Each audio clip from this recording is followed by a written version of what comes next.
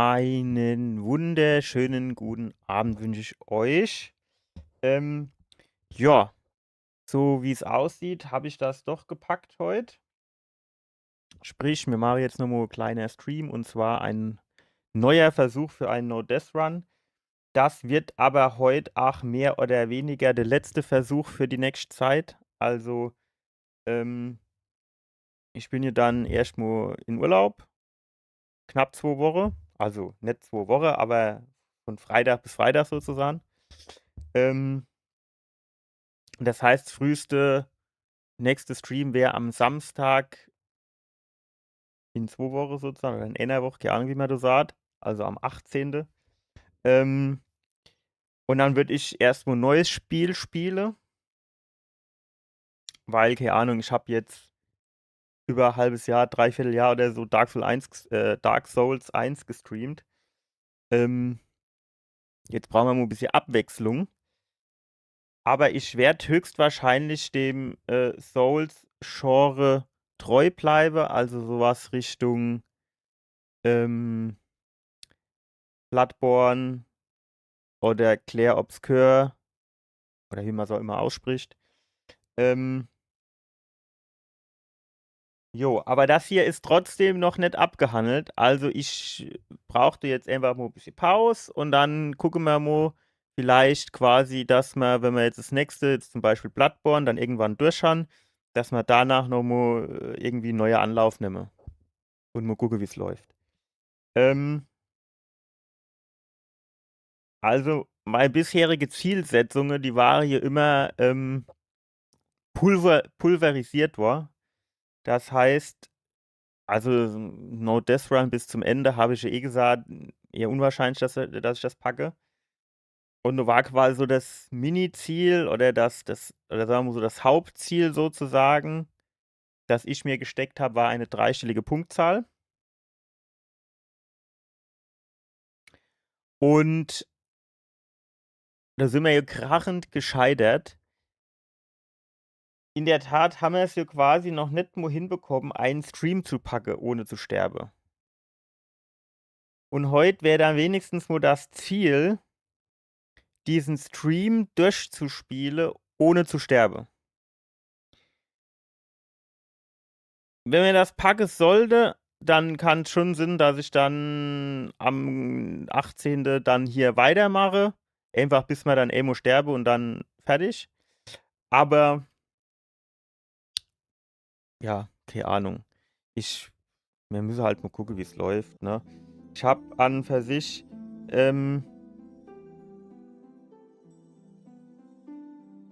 die, ja. Also, ich habe jetzt hier schon mal alles vorbereitet gehabt, da ich jetzt nicht schon wieder neu intippen muss. Ja. Vielleicht müsste ich halt für so No Death Run quasi ein kleines bisschen risikoärmere Route inschlagen. Oder, also sagen wir mal so. Grundsätzlich ist es ja so, dass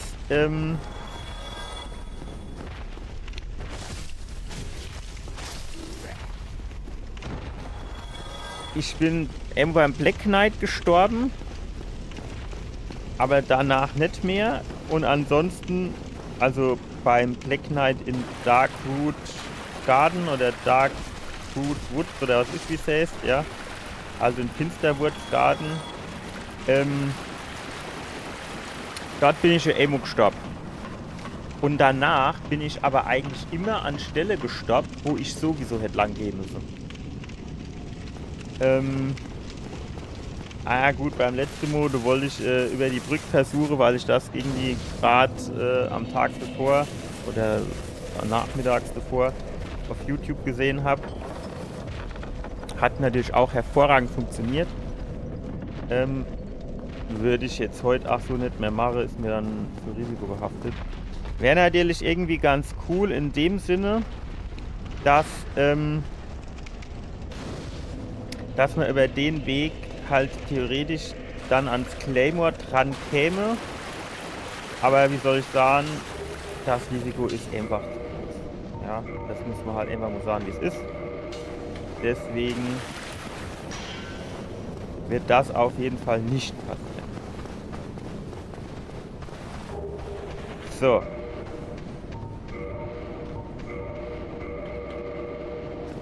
Wobei man natürlich sagen muss, beim letzten Mal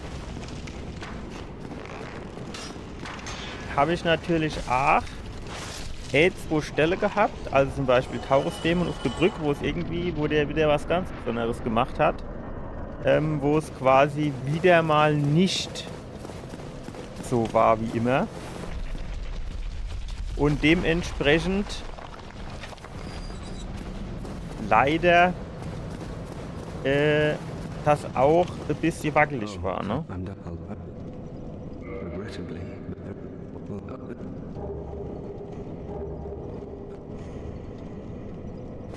So, verreckt.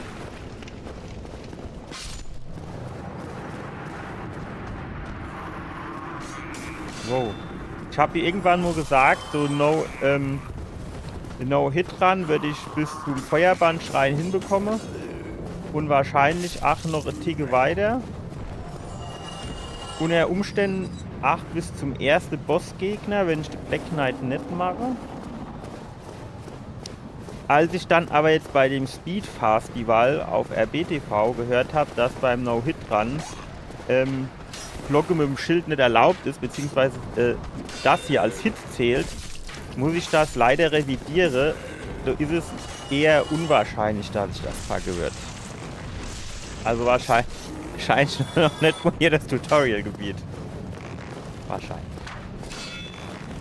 Gut, sagen wir so, wenn du jetzt einen No-Hit dran machst, ja, dann rennst du ja auch eigentlich durch. Und machst dir auch an für sich nur die Gegner, die du unbedingt machen musst. Ja, und das Kleinvieh-Zeugs hier, das machst du dann ja eigentlich auch gar nicht. Eigentlich.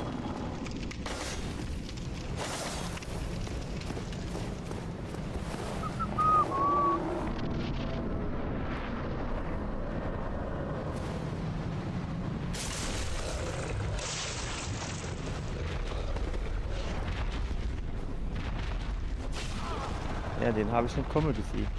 Weil normalerweise macht er doch immer der Stammberg. Wow. Da ist so viel Staub in der Luft, das sieht ich überhaupt gar nicht, was der macht.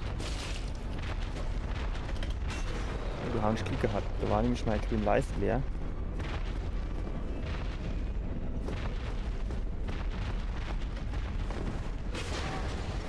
Zu früh gesprungen. Das Gute ist, so viel Schade macht der hier nicht, dass das hier in die Buchs gehen kann. Eigentlich. Wobei, das war jetzt so Schlagangriffe. Der macht natürlich auch deutlich mehr Schade mit diesem Stampfangriff. Also wenn er mich mit dem erwischen wird, dann würde ich wahrscheinlich schon die Hälfte von den Energielas abgezogen bekommen. Aber so ist das eigentlich relativ entspannt. Wobei man natürlich auch sagen muss, es ist dann für den Start immer so ein bisschen, wie soll ich denn sagen, nennen wir es mal, kein gutes Vorzeichen, wenn das am Anfang schon so läuft. Naja, gut. Habe ich mich ans Feuer schon gehockt? Ich weiß gar nicht. Ja.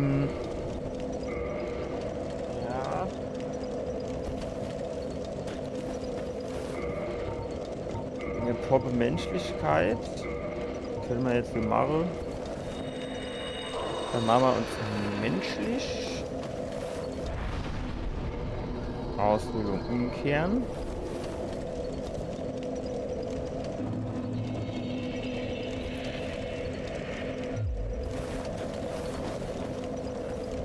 So, und dann könnte man theoretisch schon mal aufsteigen. Und zwar brauchen wir 14 Beweglichkeit. Vielleicht packe ich gleich auch noch ein bisschen was in Stärke rein, wenn wir die 14 Beweglichkeit haben, dass wir ohne bei den Geister ein Ticke mehr Schade machen.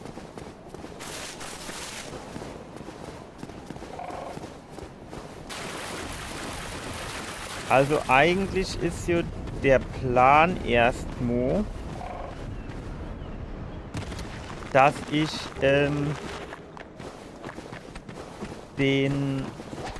dass ich Artorias Schwert jetzt erstmal nicht nehme.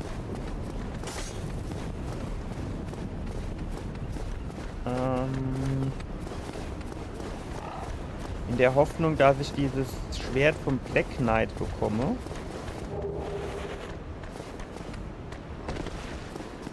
Und dafür brauchen wir jetzt 20 Stärke.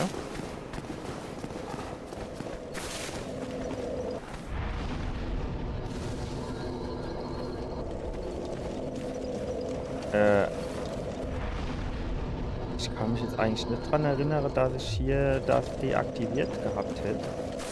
Oh. So, jetzt gehen wir jetzt erstmal hier hoch.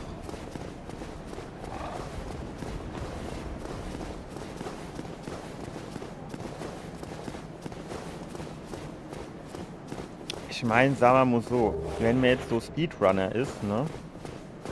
Oder No-Hit-Runner, wie auch immer, dann ist das ja auch so, die haben auch immer so zwei Stellen, wo man halt nur getroffen werden kann, ne? Das hat der, also No-Death-Run wäre für die jetzt wahrscheinlich kein Problem, ja, easy peasy, aber, der hier diesen No-Hit-Run zu Elden Ring gemacht hat, der hat halt gesagt, also die Wahrscheinlichkeit, dass man No-Hit-Run hinbekommt, die ist nicht sonderlich groß. Oh nee, ich will noch nicht. Und zwar wäre es in der Regel so, dass man so mehrere Anläufe braucht, um einmal einen No-Hit-Run hinzubekommen. Und so ist es hier jetzt bei so einem No-Death-Run ja wahrscheinlich auch. Die mache das halt und wenn sie Fehler mache, ne, und dann wird halt neu gestartet.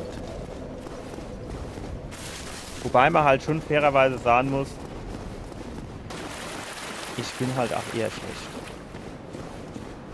Also jetzt, keine Ahnung, diesen No-Hit-Run-Typ hier, den ich gesehen habe, der macht auch so Dark Souls 1-Kram. Also der wird vielleicht auch jetzt nicht jedes Mal No-Hit-mäßig durchkommen. Aber zumindest wird der dann,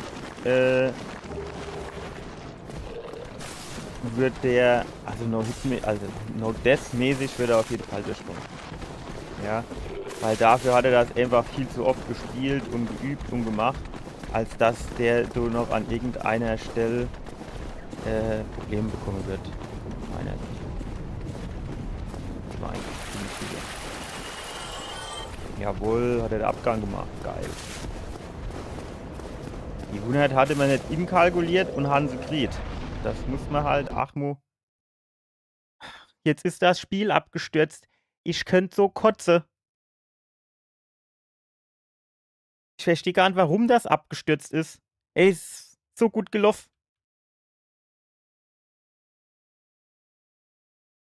Komm, mach jetzt hier ohne Uff, dass ich das zumachen kann. Das ist, ich weiß nicht, was das ist, ne? Das ist erst seit ein paar Wochen, dass das von Zeit zu Zeit irgendwann mal den Abgang macht. Normal ist es meistens kein Problem, weil ich dann irgendwie, also beim Training hatte ich schon die ganze Safe Games am Start.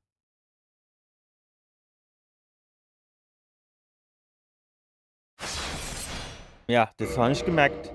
Jetzt ist halt ein bisschen die Frage, hat er das vernünftig gespeichert oder nicht? Ach nee, laden. Ich wollte eigentlich fortfahren machen, ne? Ja gut, wäre wahrscheinlich das gleiche, was rauskommt. Jetzt ist nur die Frage,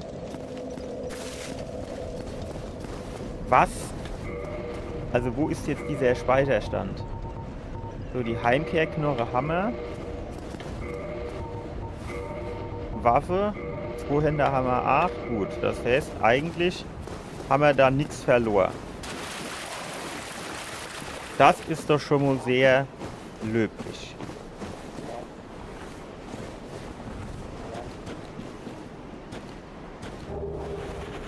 Und bei diesem Dark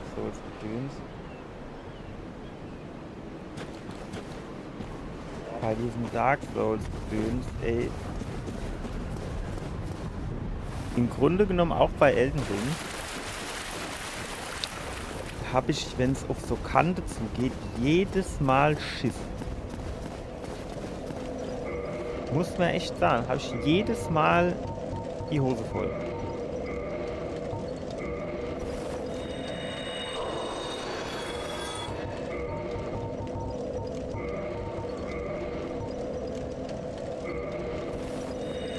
Echt so.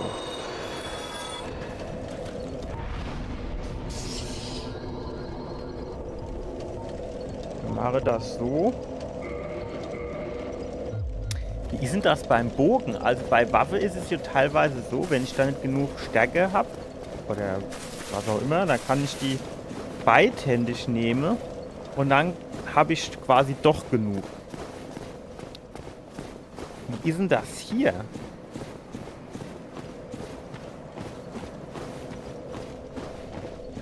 Beim Bogen. Ist das so genauso? Also wenn ich jetzt einen Langbogen, der eigentlich 14 brauche, ich habe 13, aber wenn ich eine beidhändig nehme, also Bogen nehme ich eigentlich immer beidhändig, ne? Ich kann die nicht mit einer Hand abschießen. Also wahrscheinlich geht's nicht.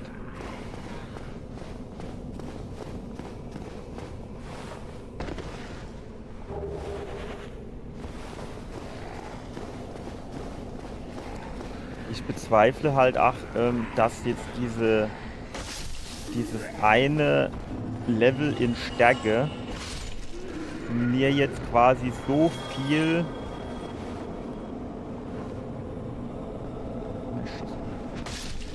wenn es so Richtung Abgrund geht, dass mir dieses eine Level in Stärke jetzt so viel mehr Stärke gibt, dass das so ohne Kätzitterpartie gibt bei denen ganz Geister.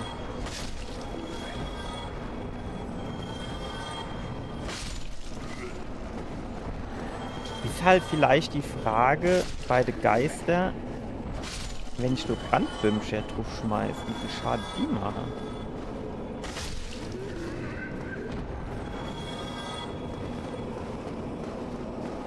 Also mit der Brandbombe. So hier gegen die normale Gegner machen die so rund 126 Schaden.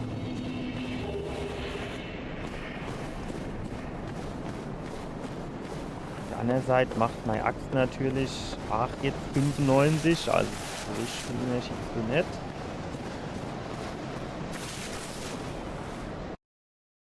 Aber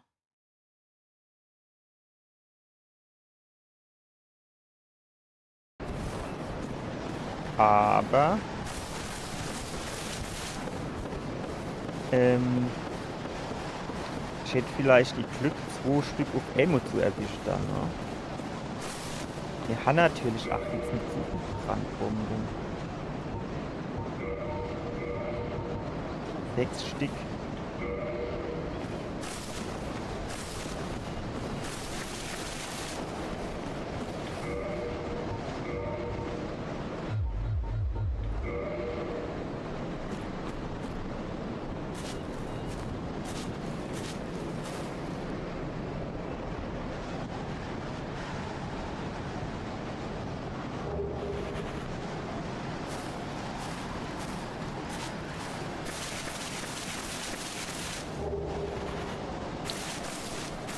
Jetzt kommt schon direkt die Erstsollbruchstelle.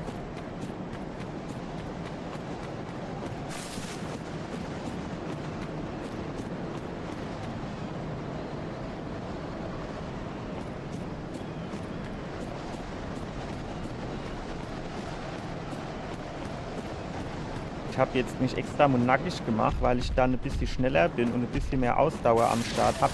Jetzt trifft er mich schon wieder hier.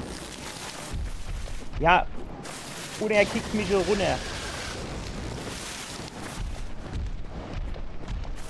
Ich verstehe nicht, warum die mich da in letzter Zeit immer treffe, weil vorher konntest du immer einwandfrei rechts vorbeirennen, ohne dass sie mich getroffen haben.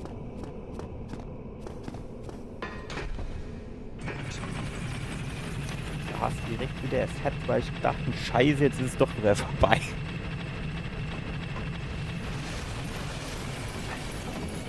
Eine Rotze.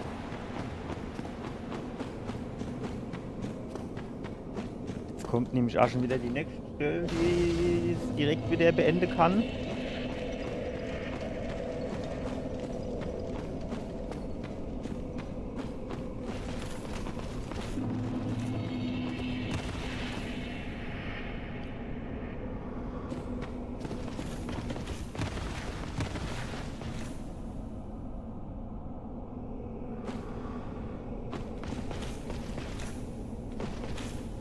Kommt der jetzt oder nicht?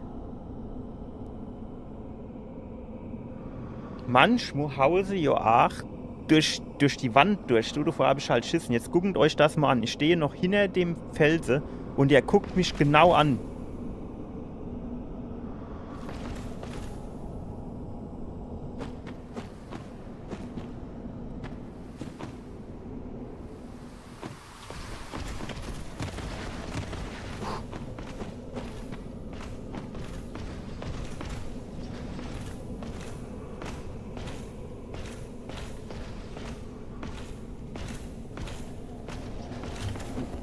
Wow, war denn das für eine Aktion von? Aber er war mir jetzt gerade recht. In der Zeit, in der sich jetzt aufgerappelt hat, konnte ich einwandfrei vorbeirennen.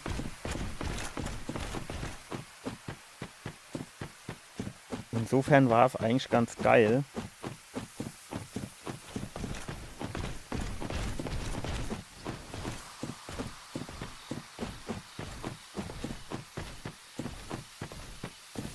Zack. Ich frage mich halt, wie viel der so aushalten wird, ne? Man könnte dann Ammo versuchen, von hier oben Brandbombe drauf zu schmeißen, aber ich bezweifle halt sehr stark, dass 6 normale Brandbombe ausreichen würde. Ich sehe jetzt tatsächlich halt nicht, wo er gerade rumläuft.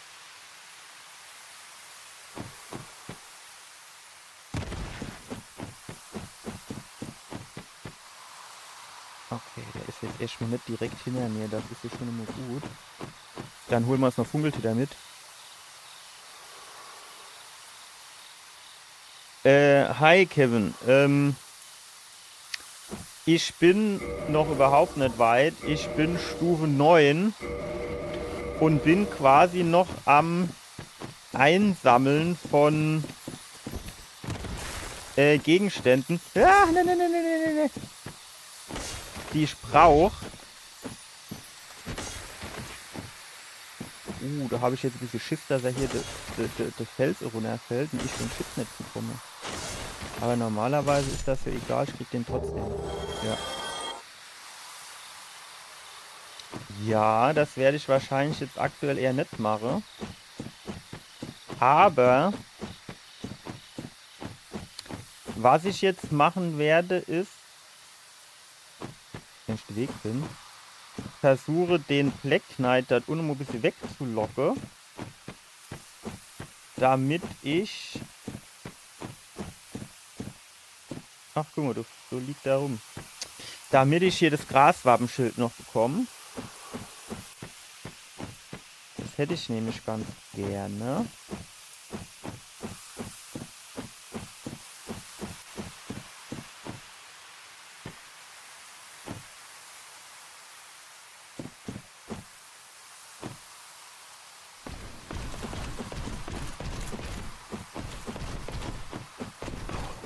So, das heißt, jetzt rennen wir hier hin.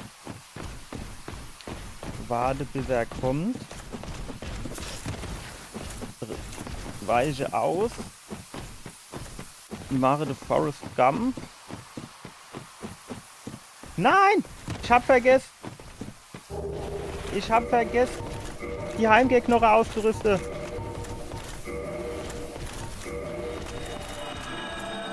Ach, Glück gehabt. Ach. Da kann eigentlich auch nicht viel gefehlt haben, dass er mich erwischt hätte, ey. Und Scheiß.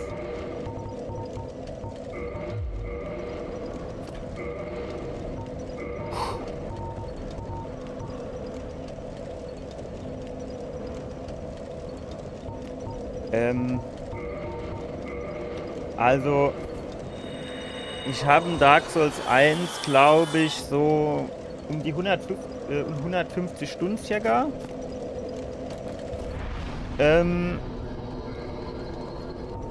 Also ich habe es quasi einmal blind durchgespielt. Und einmal habe ich es quasi durchgespielt, trainingsmäßig mit Laden von Spielständen und so, dass ich die Bossgegner öfters testen konnte und so. Ich habe Dark Souls 2 und 3 durchgespielt, jeweils einmal aber nur.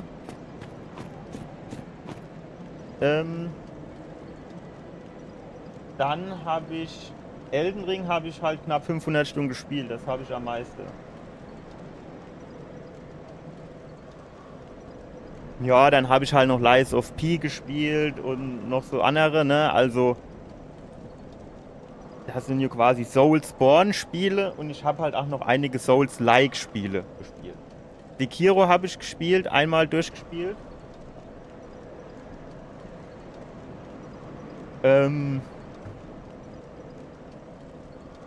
Wukong, aber das...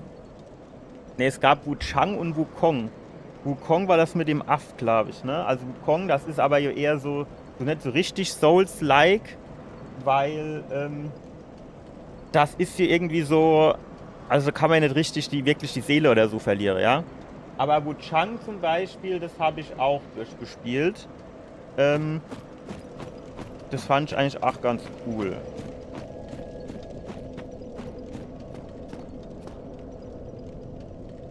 Aber meine Erfolgsgeschichte, was No Death Runs angeht in Dark Souls 1, die ist nicht sonderlich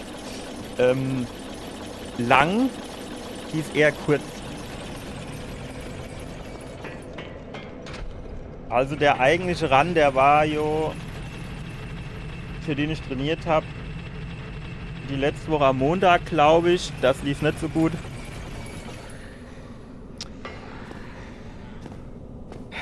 Also Elden Ring habe ich alle Trophäen. Also ich weiß jetzt nicht so genau, ob es bei, wenn man es auf PlayStation spielt, ob es dort mehr Trophäen gibt. Aber am PC gibt es bei Steam zumindest 240, die habe ich alle.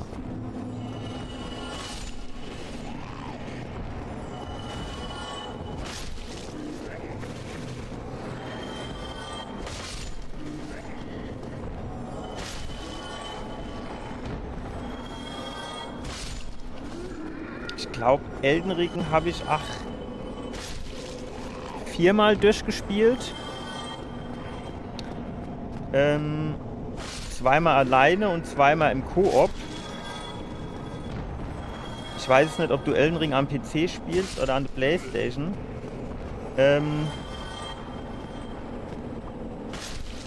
Am PC kann man halt so Mods installieren, dass man halt das komplette Spiel im Koop spielen kann.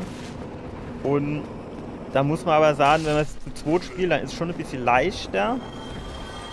Weshalb wir dann so ein harder Koop-Mod noch installiert haben, dass quasi die Gegner mehr HPs haben, mehr Schade machen und so weiter und so fort. Das muss man dann eigentlich schon machen, wenn man automatisch umswitchen, damit das nicht zu leicht wird.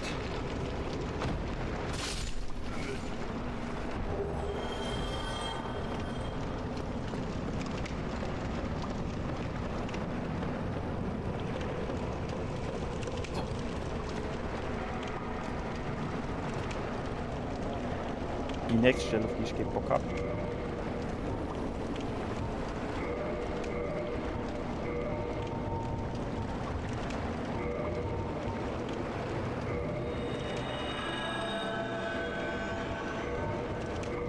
Wo es auch theoretisch schnell vorbei sein könnte.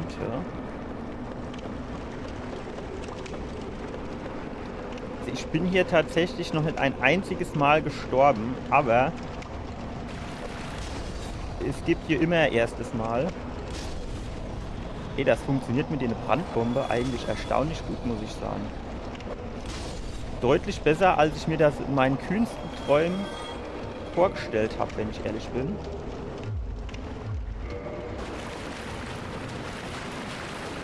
Also wirklich, das hat jetzt echt saugut funktioniert. Da habe ich immer ein bisschen Schiss, dass ich runterfall, weil der Geist quasi nach mir spawnt. Und der dann so ein bisschen dran vorbeischwimmen muss. So, jetzt lassen wir die Kollegen hier mal herkommen.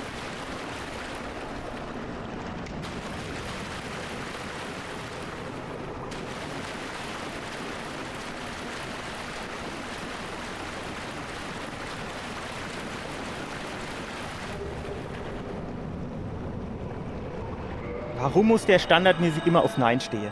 Geh doch bitte auf Ja. So, jetzt haben wir eigentlich alles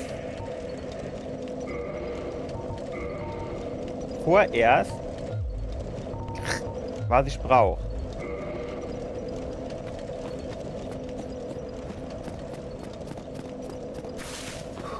Jetzt haben wir hier schon mal unser Flakons auf +1, das ist schon mal ganz geil.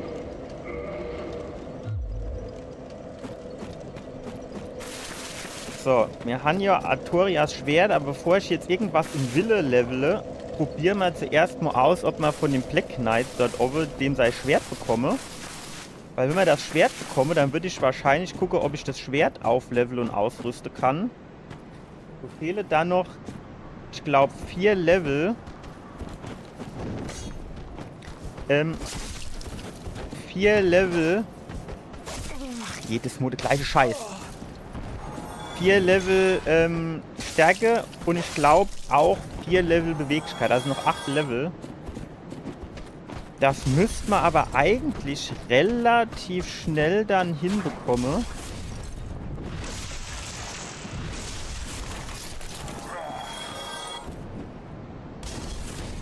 Ach komm, wir haben ja eigentlich genug.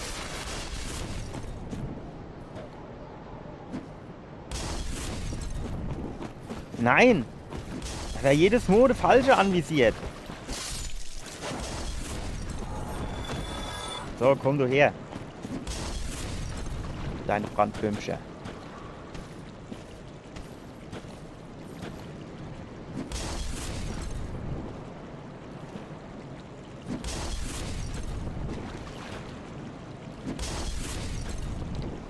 Ob der irgendwann merkt, dass er so nicht weiterkommt?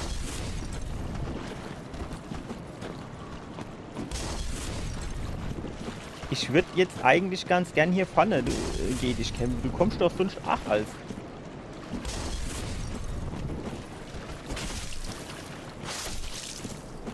Ich hab immer Schiss, dass ich hier irgendwo runterfalle.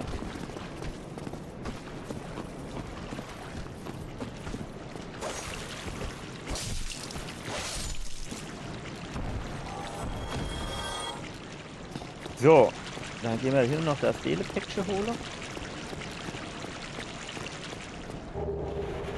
Wir brauchen 3000 Seele für den Händler. Das müssten wir aber eigentlich ganz gut hinbekommen. Bis wir bei dem sind.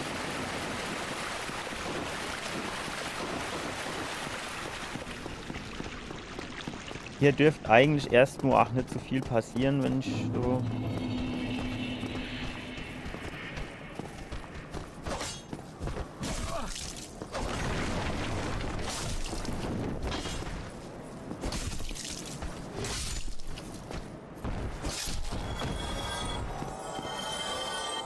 So. Handbombemeister. Nein! Seit wann kommt der dann so schnell da rausgerannt? Normal kann ich den beim Lava als die Schubesohle.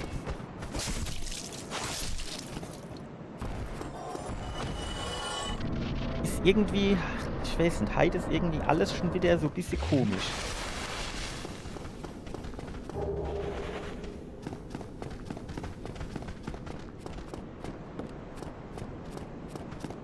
Ich frage mich ja noch immer, wo hier der Typ herkommt.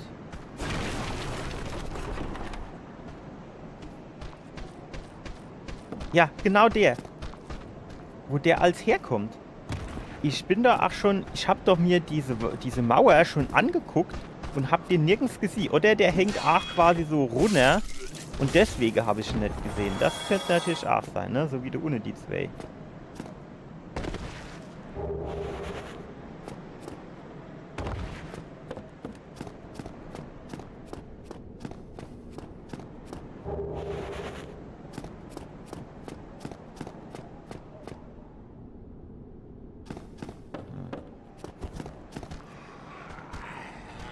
So kriege ich das meistens nicht hin, die zu hauen, bevor sie hochkommen.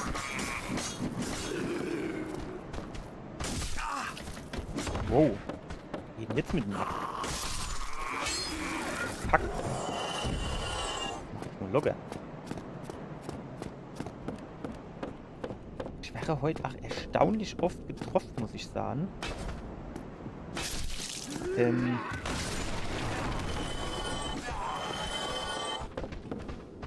Die sind auch irgendwie ruckzuck, also die sind heute richtig schnell irgendwie mit dem Komme und so. Sonst du wartest du als 5 Minuten, bis sie mal dich bequeme zu mir zu kommen. Und heute gebe die richtig Gas, ey.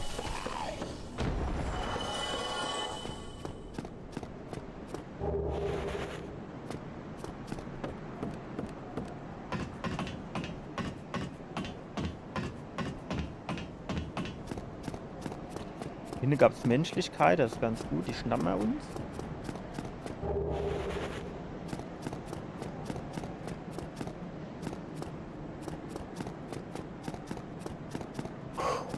So.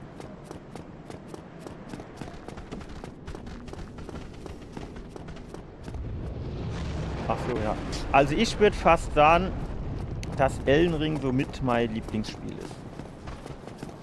So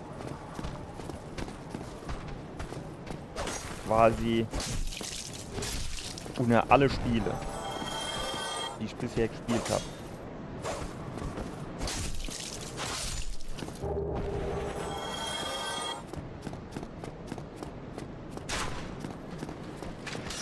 Gab natürlich auch noch andere gute Spiele.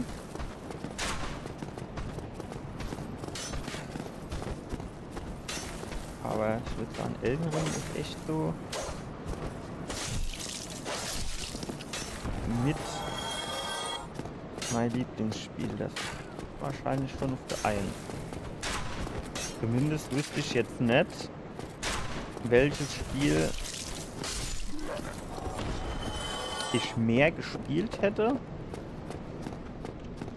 und lieber gespielt hätte. Also was ich auch sehr oft gespielt habe oder sehr lange gespielt habe, so stundenmäßig, ist Supreme Commander Civilization 6. Wobei Supreme Commander, das habe ich halt eher am meisten mit Kumpel gespielt. Das ist nochmal, finde ich, was anderes.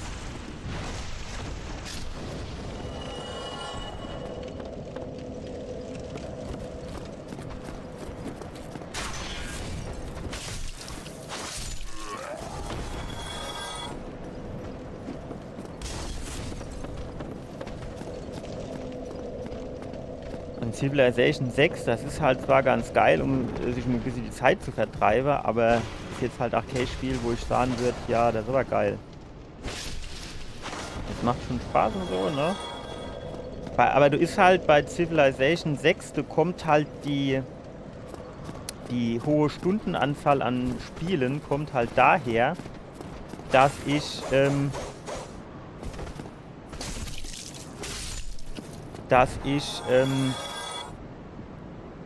man halt sehr lang braucht für eine Partie. Zumindest ich. Wobei, was für Spiele natürlich schon arg geil sind, wenn ich jetzt so drüber nachdenke, ist halt die Uncharted-Reihe, finde ich halt schon arg geil. Muss man echt sagen. Wobei man auch da sagen muss, also die ersten 3 Teile, die fangen halt geil an und baue halt noch stärker ab.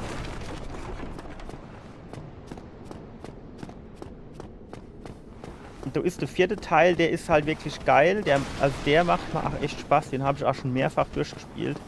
Weil du passt einfach alles. Ja, die Story, die haben diesen übernatürlichen Rotz weggelost, der da eigentlich eh überhaupt nicht dazu passt, aus meiner Sicht. In dieses Setting.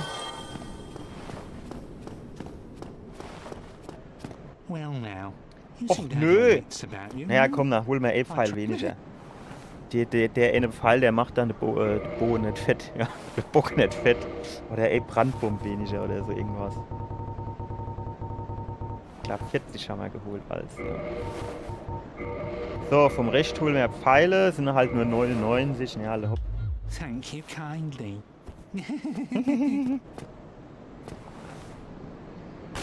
Gone mad, have you?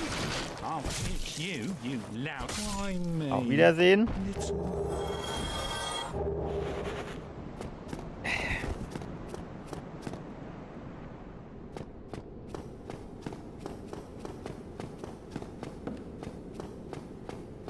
So, jetzt tun wir hier, genau, die tun wir schön nacheinander, tun wir die hierher hole.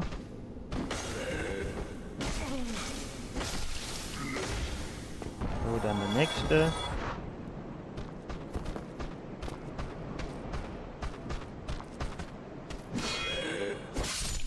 Eigentlich ist es cleverer, die eben aufs Schild hauen zu lassen.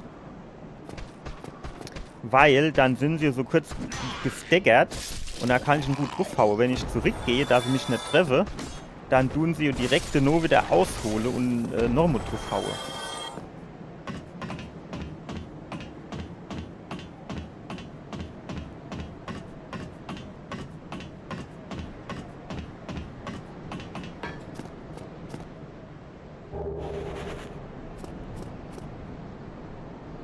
Halt wieder die Frage, ne? Hier ohne, da gibt es glaube ich die Armbrust, die mir aber nie benutze. Also ist das jetzt worth? Also, wenn du es deutsche Wort, lohnt sich das jetzt quasi, sich die zu holen? Geht nur unten,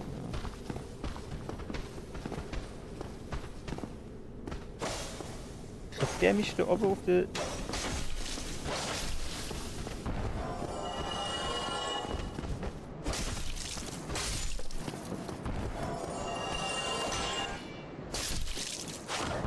Und da, komm du auch noch.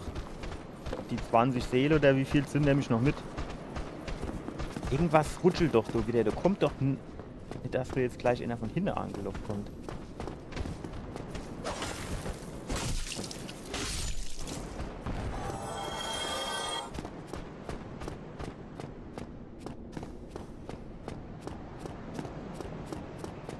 So. Jetzt die nächste Sollbruchstelle ist The Black Knight. In der weit überwiegenden Anzahl der Fälle ist der überhaupt gar kein Problem. Aber bei meinem Glück, bei diesen No-Death-Runs,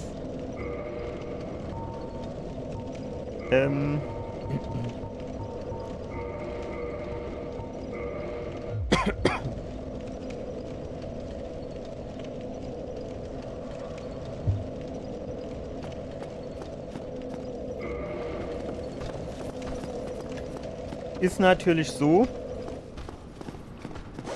also in meiner Generalprobe quasi, die ich irgendwann mal gemacht habe, so bin ich relativ weit gekommen, ohne irgendwelche Probleme, ohne zu sterben, beziehungsweise ich glaube, ich war an irgendeiner Stelle gestoppt, weil ich irgendwas aus... Alter! Damit habe ich jetzt echt nicht gerechnet. Da habe ich mich schon die Brücke runterfliegt, wie alleweil. Komm her jetzt. Ist dumm. Auf einmal macht er wieder hier einer auf komische Heiten und komische Mäue. Und dann im letzten Moment wird er auf einmal aggro und dann gibt er richtig Gas.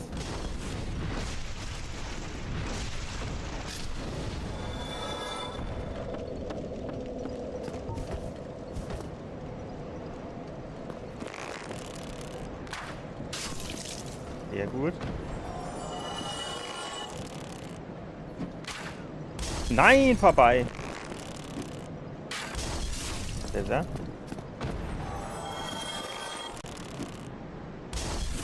So kennen wir, ne? Sehr gut.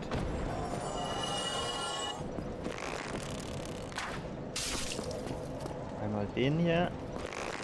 Einmal den hier. Ja, wir müssen die ja auch nicht beide triggern. Dann warten wir zuerst, bis der eine kommt und dann holen wir uns den anderen daher. Wir können uns die Zeit lassen. Also jetzt können wir nicht durch hin schon trinken.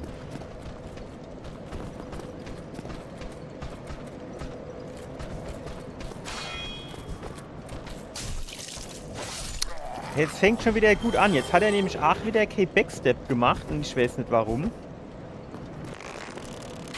Ich habe einwandfrei hinter dem gestanden. Aus meiner Sicht.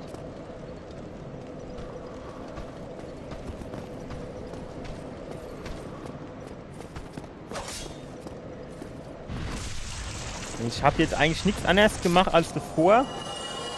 Und davor hat er keinen Backstep gemacht und jetzt schon.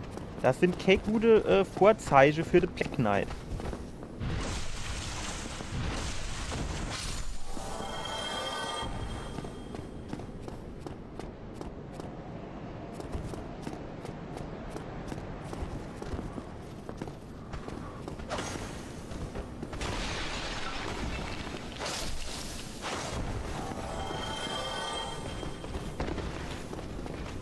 Ich könnte mal ausprobieren, wie das ist. Das habe ich nämlich bei diesem No-Hit-Run gesehen.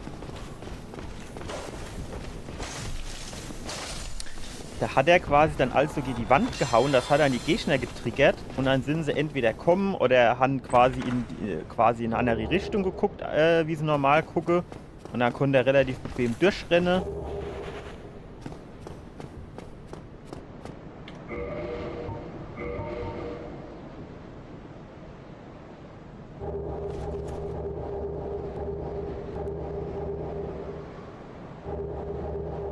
Ich wollte jetzt hier eigentlich mal gucken. Da mache ich jetzt 115 Schade.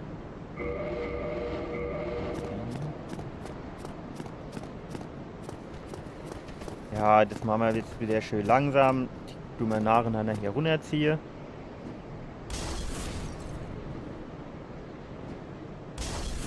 Ja, der hat doch, ist doch getriggert worden, ne? Der schmeißt doch Shit.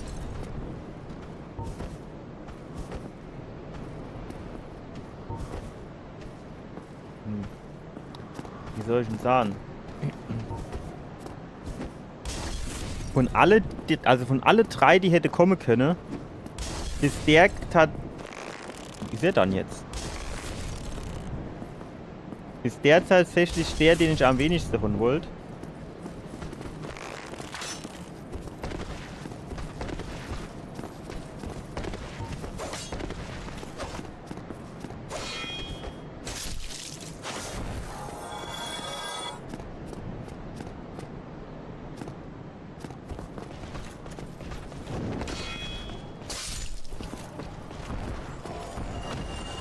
Wow. Hat ihm halt auch nichts gefunden jetzt. Es ist einfach die beste Taktik, die Aim auf mein Schildchen drauf kloppen zu lassen. Dann sind sie kurz so wie gestaggert und dann kann ich...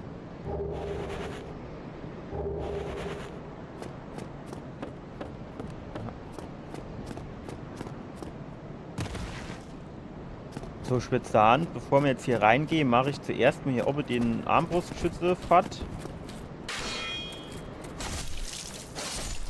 Dann vergessen wir das nicht. Dann ist der schon mal aus dem Kreuz raus.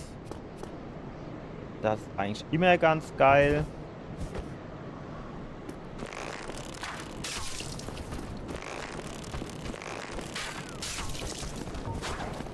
So, von hier.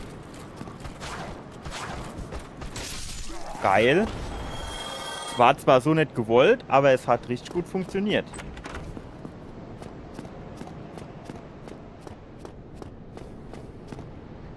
So, ich würde hier tatsächlich dann mal... Na gut, auf der anderen Seite, wenn der Kollege hier Anstalten macht, komme... Ach, jetzt kommt er. Ja, ist klar. Hin ins Kreuz geschossen, vorne mit dem Schild geblockt, ey. Ach, wenn ich sowas sehe, kriege ich ja nicht viel, ey.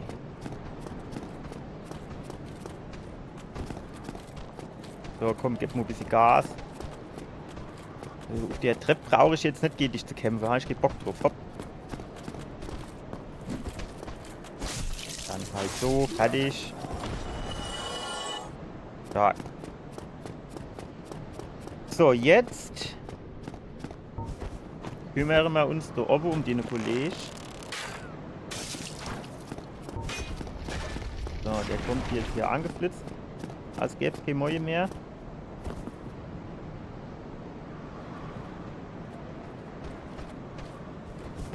Hätte eigentlich auch ohne den kämpfen können. Da ist jetzt genug Platz, aber naja, komm. Er kommt ja da hoch, da ist noch mehr Platz.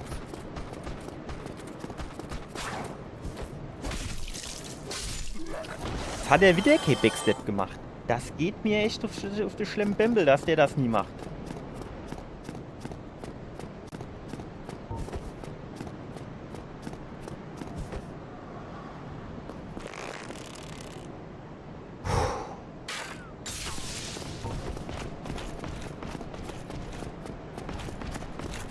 So, und jetzt wird's wieder eklig.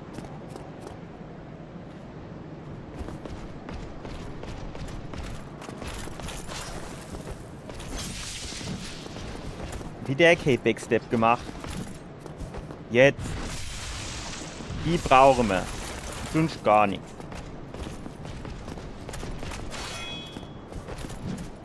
Wieder nicht gemacht.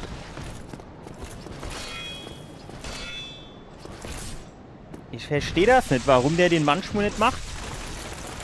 Ich hab doch einwandfrei hinter dem gestanden.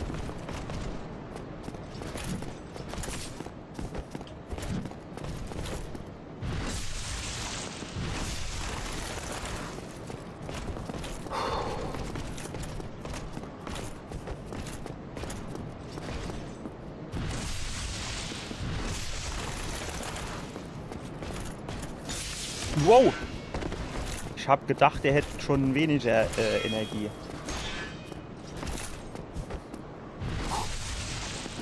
Ist mir jetzt kurz Zeit in die Hose gerutscht, bin ich ganz ehrlich.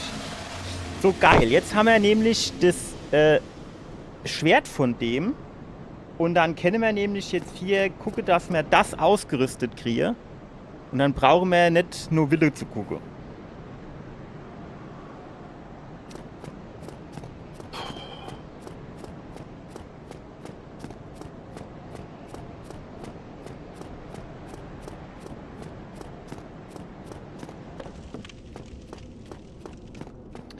Jetzt haben wir aber immer noch folgende Frage offen. Gehe ich jetzt mit meiner Axt hier rein oder rüste ich das Uchi-Katana aus? Ich mache mit der Axt mehr Schaden. 95 plus 20 sind 115. Da mache ich jetzt noch Blitzgleich drauf, dass es richtig schön rinhaut. Und mit dem Uchi-Katana mache ich jetzt grundsätzlich nur weniger Schaden. 10 bis 11. Das macht aber 300 Blutungsschade und ich habe so das Gefühl, als wird das schon teilweise rinkicke, wenn ich den haue.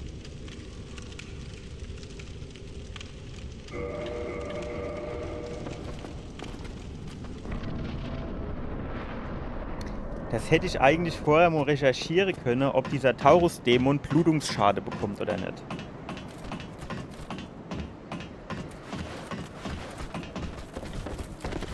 Alter, was geht dann jetzt mit denen ab? Normal schießen sie doch zuerst immer auf mich drauf mit ihrer scheiß Armbrust.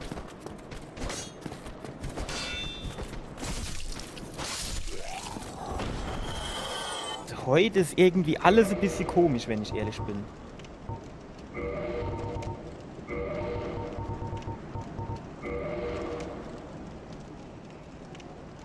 So. Black Knight.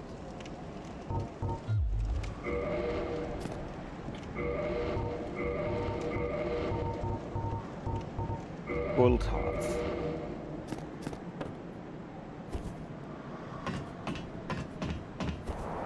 Ich hab halt auch mit dem Uchi-Katana habe ich schnellere Moveset, ne? Weil der eine und oben haut. Das heißt, du machst wahrscheinlich 2 Schläge in der Zeit, wo ich normalerweise mit der Axt einen Schlag machen würde. Ne? Das muss man halt Ammo mit einrichten.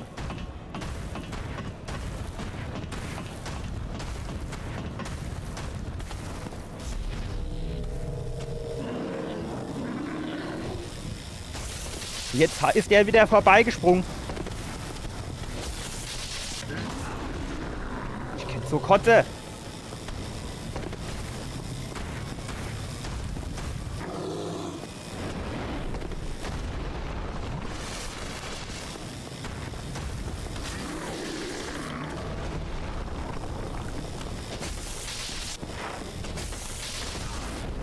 Wollte ich mir rinspringen. Nehmen wir Motränkelte.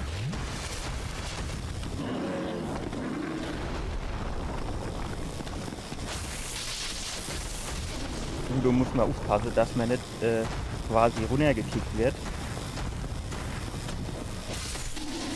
So. Das lief jetzt auch nicht so rund, wie ich das vorgehabt habe. Und ich weiß nicht, manchmal, wenn ich da runter springe und dann macht der ja diesen Schlag von oben, wo er quasi direkt nur fast die Hälfte von der Energie abgezogen bekommt. Und manchmal kriegt er das überhaupt nicht auf die Reihe und dann macht er nur so ein bisschen Energie und dann ist es direkt scheiße. Verstehe ich nicht, wo dieser Unterschied herkommt.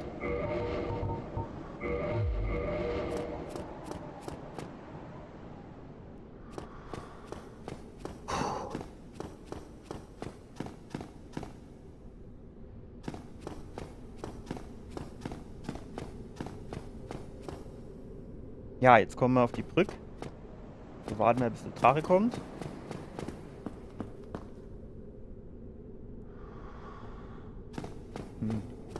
Wir sind doch eigentlich immer kurz rausgegangen. Meistens reicht das doch. Ich glaube, wir müssen noch 2 Meter vorrennen. Ja.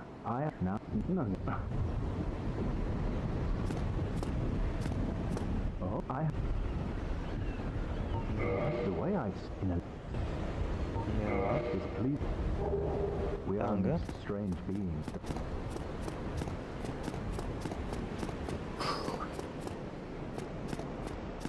So, ich glaube, jetzt kommt der wahrscheinlich. Komm, wir waren mit einem Fuß auf der Brücke, da kann man doch jetzt mal kommen.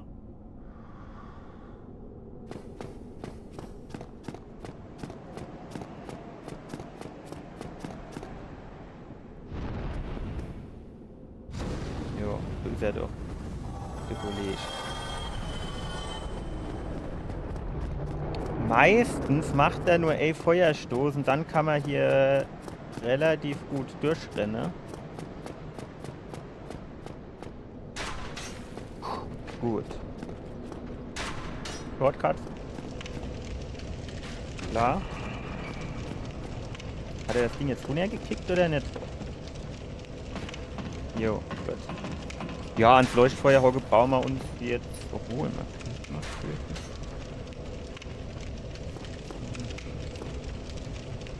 Ja.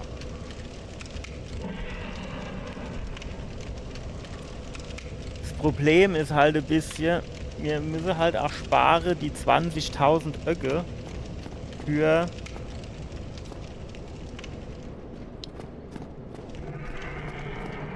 Artorias Wappe.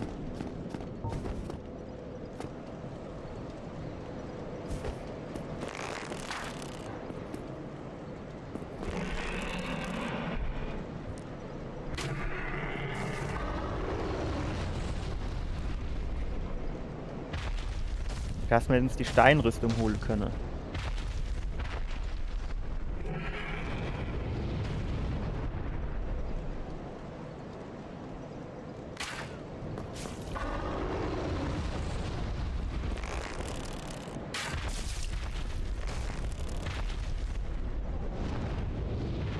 Die Steinrüstung hätte ich schon ganz gern, wenn ich ehrlich bin.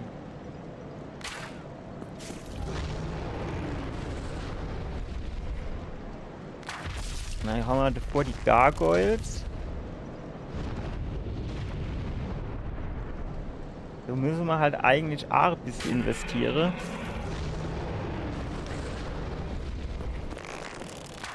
Da müsste man halt eigentlich die helle Bade nämlich auf +4 aufleveln, dass wir doch schön Schade machen.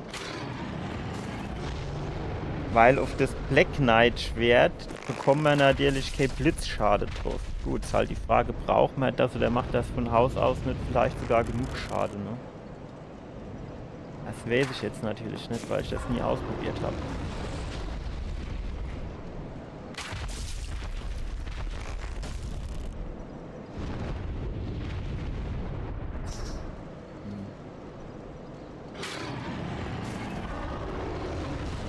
Die Gargoyles sind natürlich auch wieder so halb wie soll Bruchstell bei mir.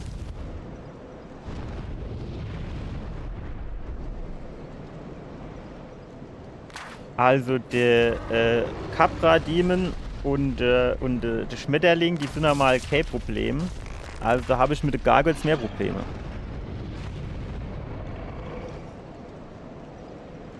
Aber man muss natürlich sagen, es läuft heute auch irgendwie nicht so gut. Also im Sinne von, nicht so gut im Sinne von, die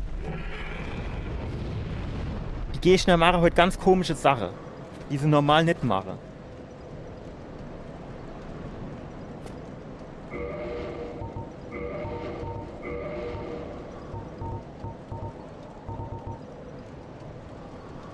So, die Streitaxt, die hat 115. Und das Drache-Schwert 200. Das wäre auf jeden Fall besser. Und wir können es auch benutzen. Dann würde ich sagen, gehen wir mal vor, erst das Drache-Schwert für ein bisschen mehr Wumms.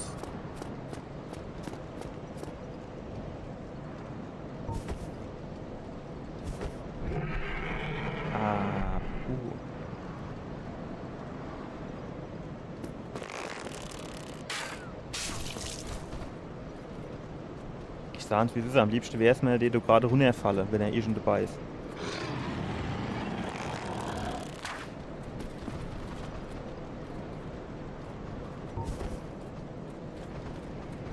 Kann sich du mit der Rad betteln. Ja, tschüss, genauso habe ich mir das vorgestellt. Geht doch. Kann der gerade nur machen, wenn er eh schon dabei ist. Gut, das war jetzt vielleicht, wenn der jetzt tatsächlich nicht zu mir gehupst kommt, war das jetzt vielleicht doch ein bisschen blöd. Weil das ist ja noch ein anderer Gegner, ne?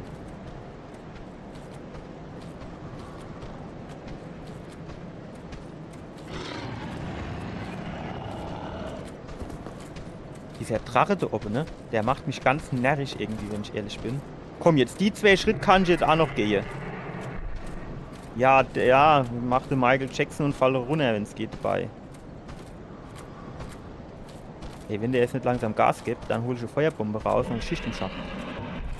Ah, das habe ich nicht ausgerüstet.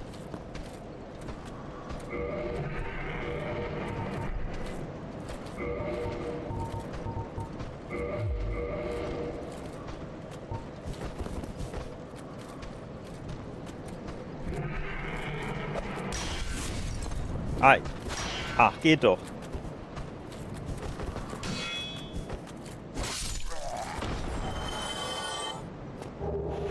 Man musste nur ein bisschen pieksen, bevor er kommt, ne? Jetzt kommt wieder hier so Stelle, wo ich direkt wieder Schiss habe, runter zu fallen. So, jetzt holen wir schnell das Schilde raus.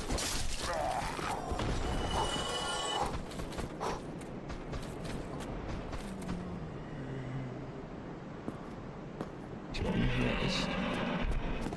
Das sind so Stellen, auf die ich einfach überhaupt keinen Bock habe.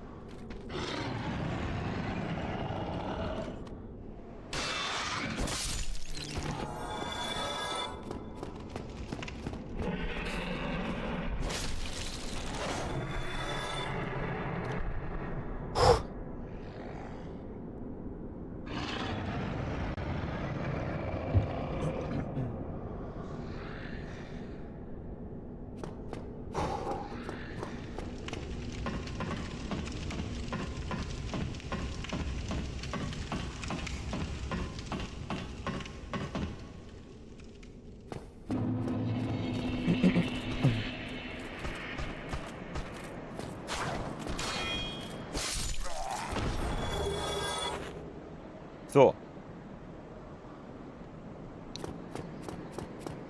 Müssen wir Gas geben.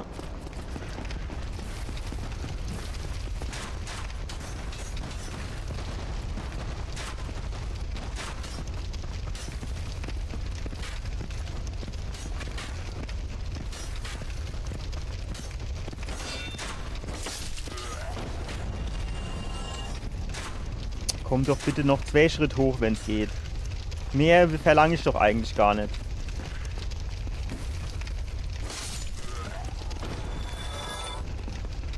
Kam du nicht noch mal mehr hochgerannt als nur der eine?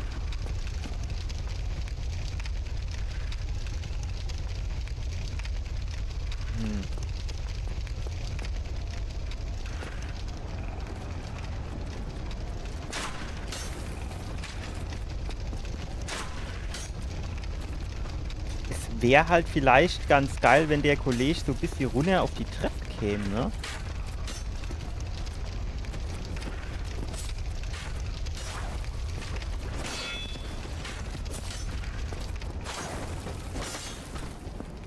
Sehr schön.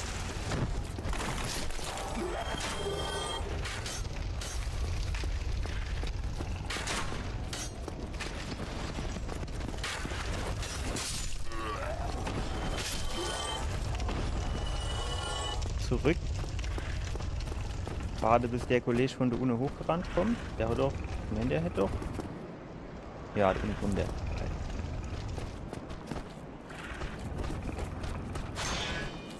Das hat er gut gemacht.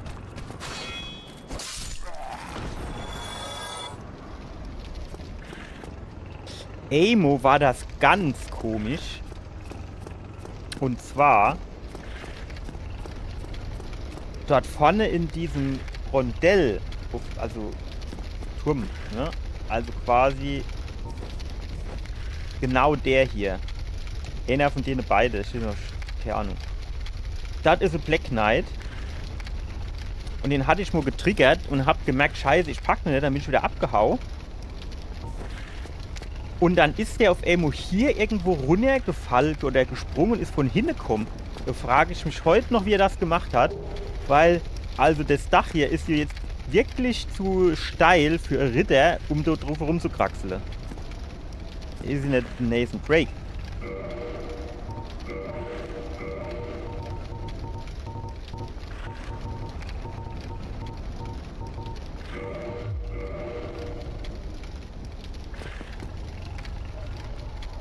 Ich hab da auch immer Schiff. Der macht dir beim Werfen immer noch so einen Schritt nach vorne. Da habe ich auch immer Schiss, dass er irgendwie runterfällt. Was ist denn jetzt K-Bock mir oder was? In einer Geschwindigkeit läuft der hin, ey.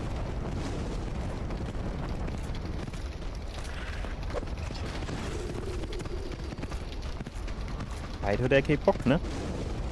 Wie gesagt, heute ist irgendwie, da ist alles ein bisschen anders wie normal. Keine Ahnung.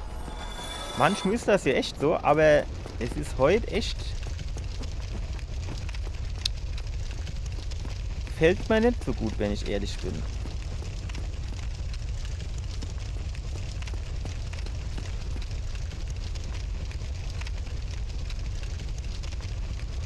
Wir müssen natürlich den Havel auch noch machen. Den könnte man ja eigentlich auch... Wie kommt man dann am besten zu dem?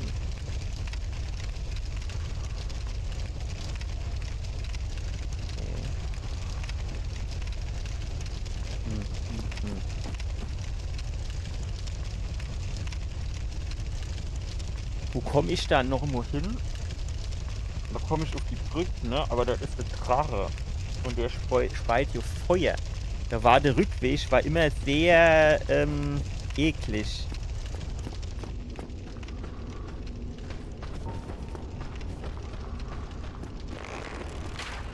Tschüss.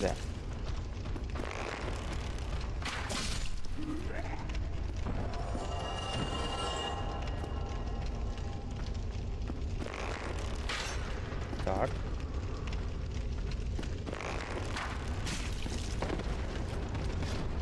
Alleweil habe ich gedacht, da kommt einer von links angerannt. du einer? Echt einer? Ne? Ah, du ist einer, so, okay.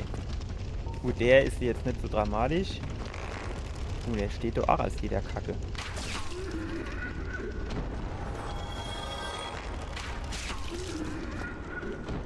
Warte. Nicht zwei eigentlich eben.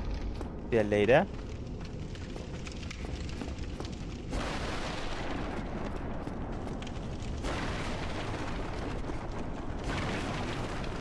Ich bin mir eigentlich fast sicher, dass hier auf der Leiter 2 war. Ach, der ist schon dumm runtergekommen dann jetzt, ne? Na gut. Also richtig Bock hat er nicht, ne?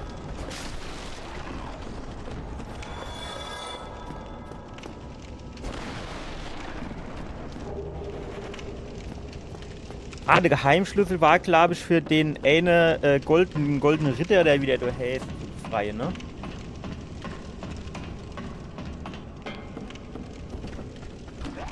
Jo, kloppen da ist die Seite kaputt.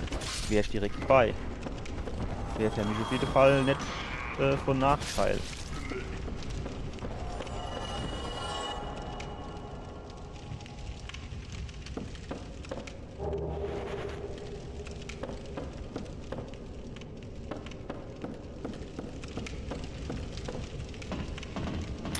Man könnte halt natürlich, bevor man jetzt quasi dieses schwarze Schwert von dem einen Ritter aufleveln, von dem Black Knight, wäre natürlich die nächste Frage, ob man nicht vielleicht sogar die helle Bade bekomme von dem, weil das ist hier quasi die Bestwaffe im ganzen Spiel.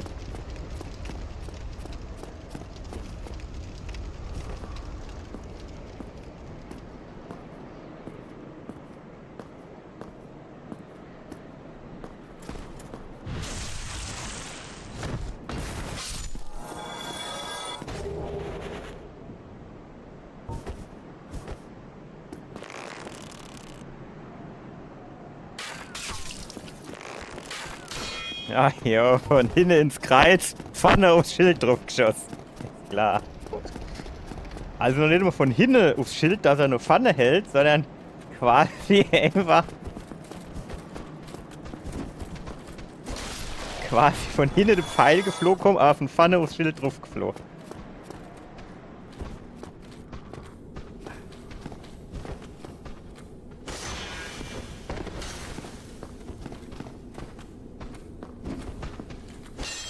Scheißdreck da.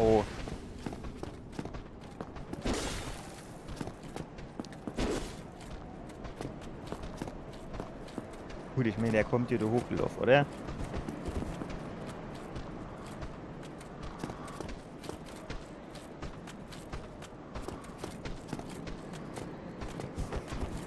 Kommt doch jetzt noch Schritte vor, wenn es geht.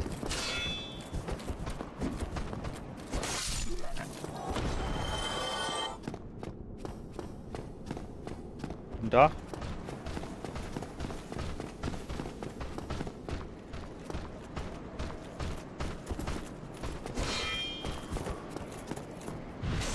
Boah, geil, schöne Arschbohrer.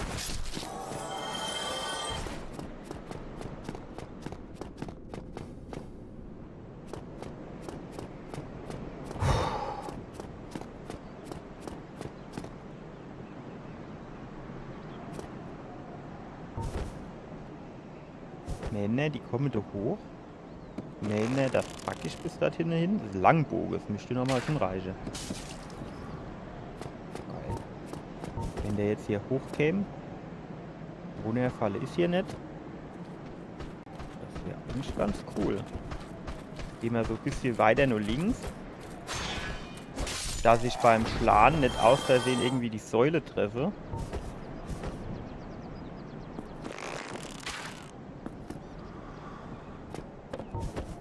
So war es eigentlich nicht geplant, aber ist eigentlich auch nicht verkehrt.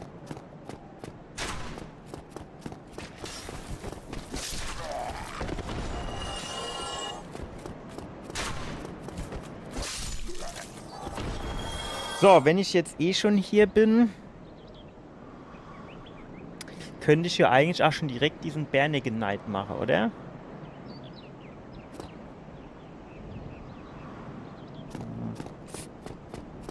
Wenn er mich trifft, tue ich lieber ohne das Leuchtfeuer aufleveln und hab dann 10 Flächen am Start.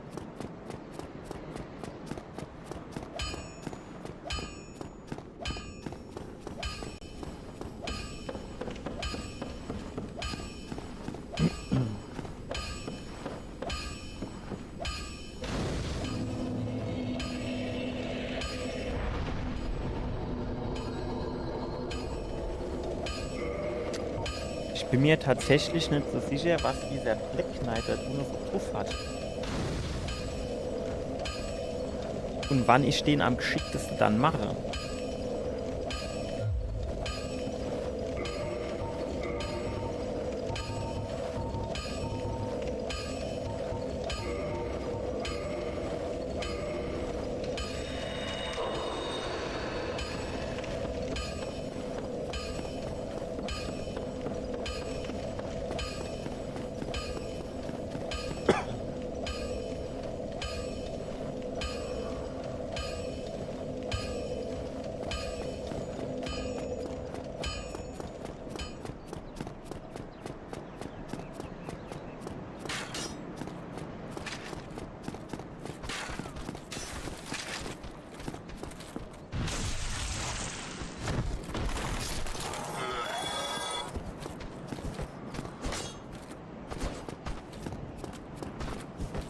Bleib stehen.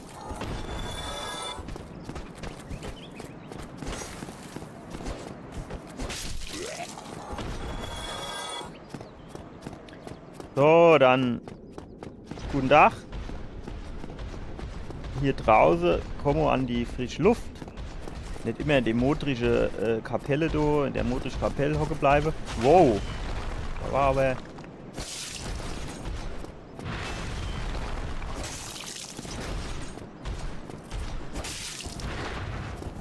Haben wir ein bisschen Glück gehabt, wenn ich ehrlich bin. Ich weiß nicht, wie ich sagen soll, aber rechts rumlaufe, das ist irgendwie... Das fühle ich mehr als links rum. Ich weiß jetzt nicht, ob das nur so Macke ist von mir oder ob das tatsächlich im Spiel so ist, dass rechts rumlaufe besser ist als links rumlaufe.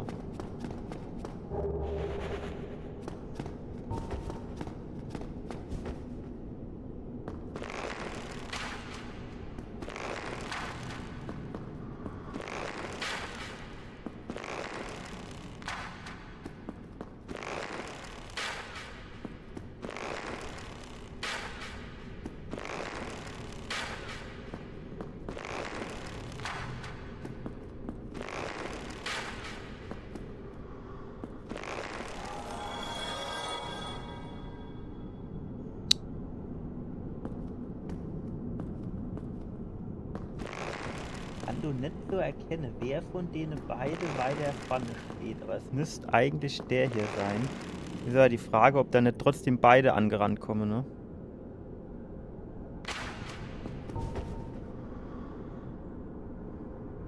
Einer wäre mir halt deutlich lieber, wenn ich ehrlich bin.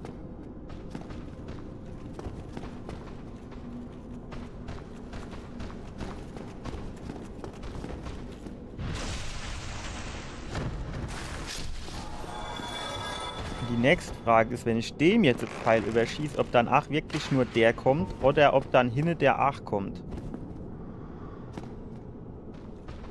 Ja, okay, so ist mir es nämlich tatsächlich auch am liebsten, wenn ich ehrlich bin.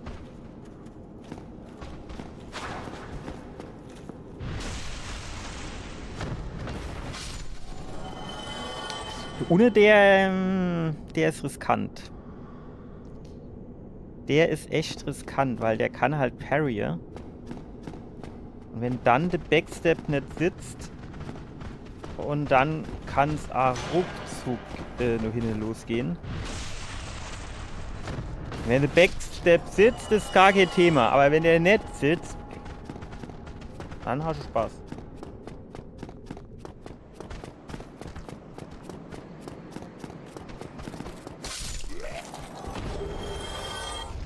So, der Kellerschlüssel, das ist, glaube ich, gegenüber von der Brücke, also mal runterkommen sind, diese Treppe, und dann ist hier direkt gegenüber, ist hier quasi so so Tür und ich glaube, dort kommt man mit dem Kellerschlüssel hin. Glaube ich.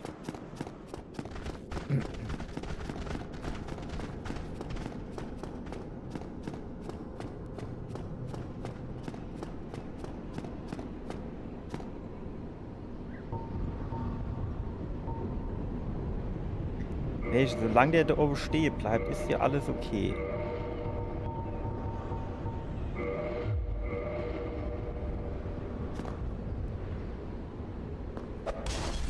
So dumm, ey.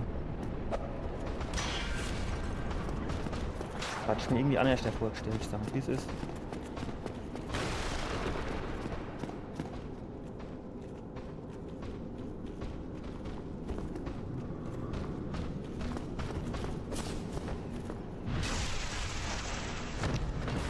Ja, wenn der Backstep sitzt, dann ist es halt echt geil. Aber wenn der nicht sitzt, dann ist es zum Verzweifeln. Gelinde gesagt. Wie viele falsche habe ich noch? 45. Das war Ammo mehr, ne?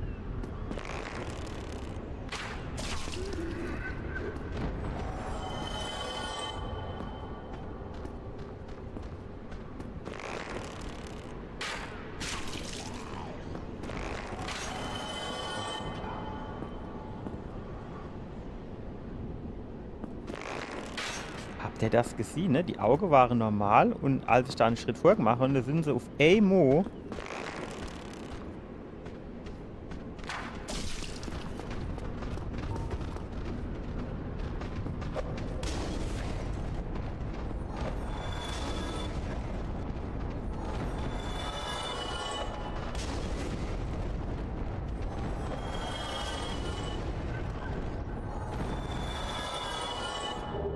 ungefähr so hatte ich mir das vorgestellt.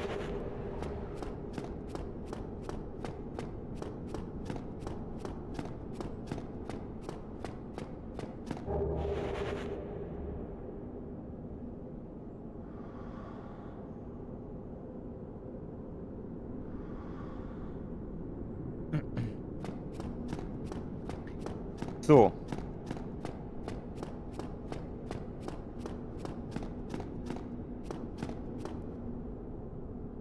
Kommt der angerannt irgendwann oder geht er jetzt spazieren? Und wenn ich jetzt hier um die Ecke gehe, dann denkt er, oh, so weg kann ich wieder zurückgehen. Ja, der kommt schon runter.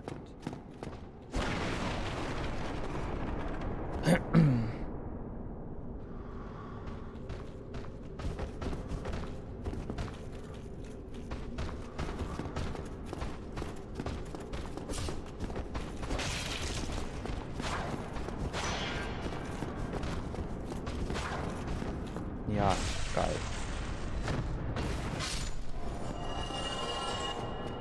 Wenn die Backsteps sitzen, ist es halt einfach immer geil. Immer. Aber hier dürfte meines Erachtens eigentlich kein Gegner sein. Und hier gibt es Menschlichkeit. Ja, genau. Direkt mit dem schwieriges Wort. Möbliar. Ja. Ihr wisst ja, was ich meine.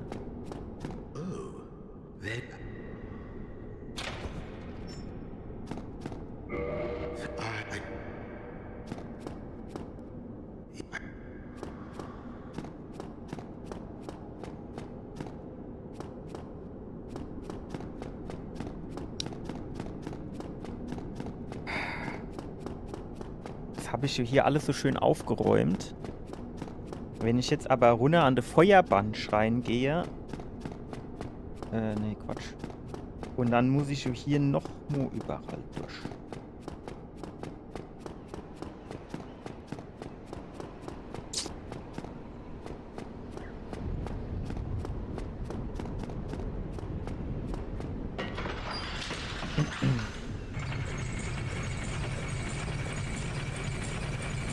Auf der anderen Seite ist ja eigentlich nur ein Gegner, der uns Gesellschaft kann.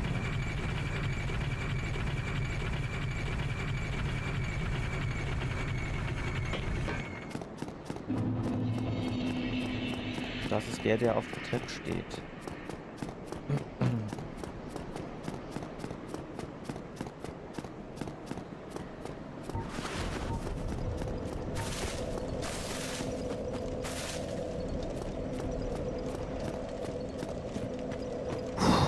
Das ist jetzt natürlich eine Stelle, die problematisch werden kann.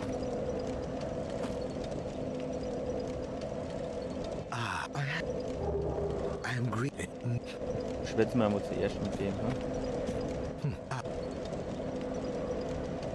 Nein, nicht haue. Nein! Du den doch... Nee, der soll den treten. Warum haut der dann jetzt immer?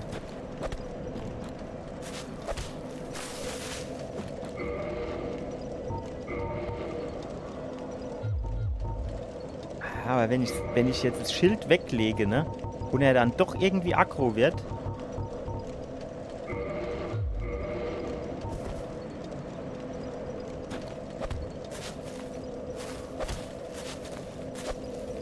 Ich glaube, ich habe immer die falsche Taste gedrückt. Hi!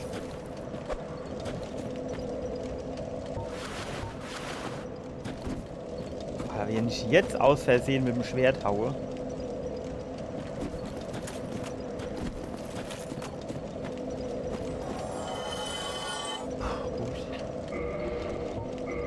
Blöde ist, wenn ich jetzt Quit-Out mache und dann wieder reingehe und dann sind wieder die ganzen Leute da.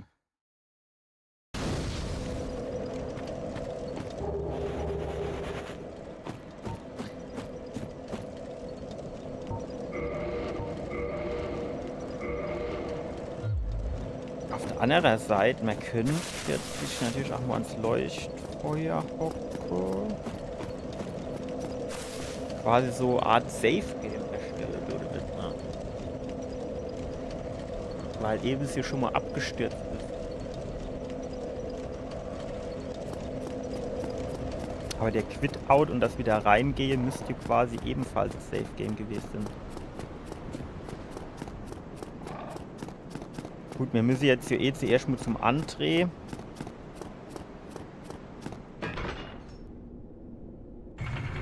Und dann tun wir die helle Bade aufrüsten.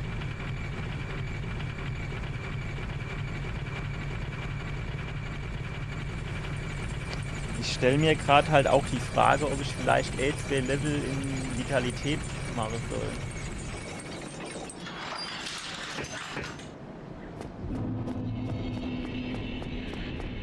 Dass ich, wenn mich die Gargoyles wirklich mal treffe, dass ich dann noch ein bisschen was in der Hinterhand habe.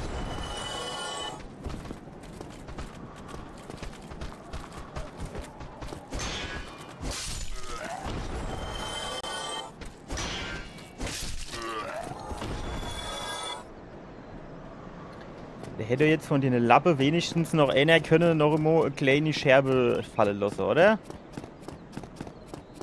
Wäre jetzt wohl nicht zu viel verlangt gewesen.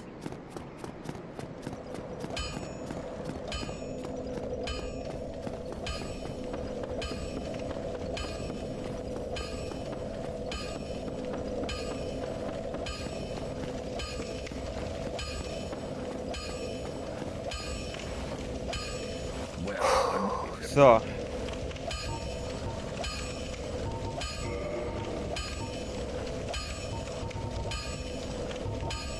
Das braucht Funkeltitan nicht.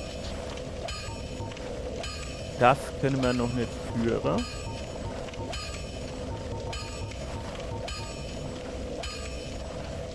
Die helle Bade skaliert auf Stärke und auf Geschicklichkeit.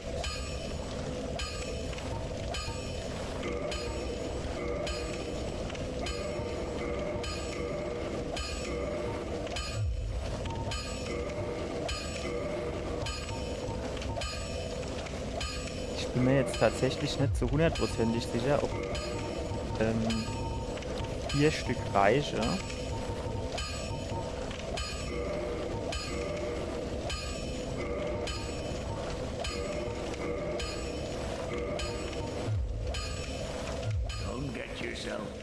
So.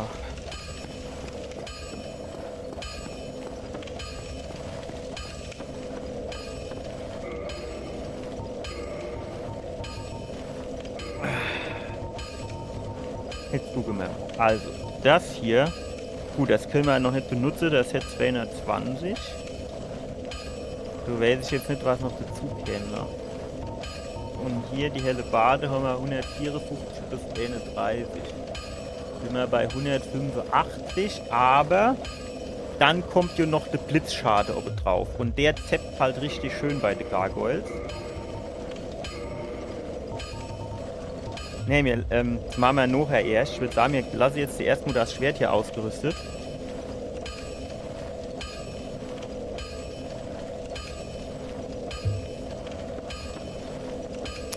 So, jetzt mache ich eine kurze Pause.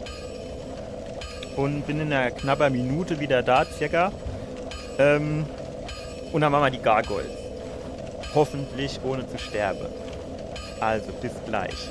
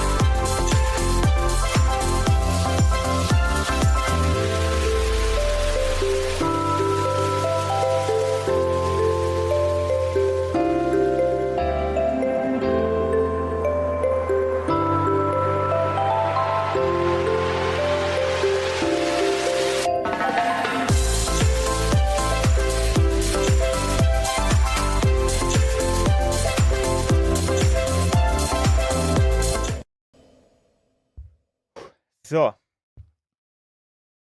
So sind wir wieder.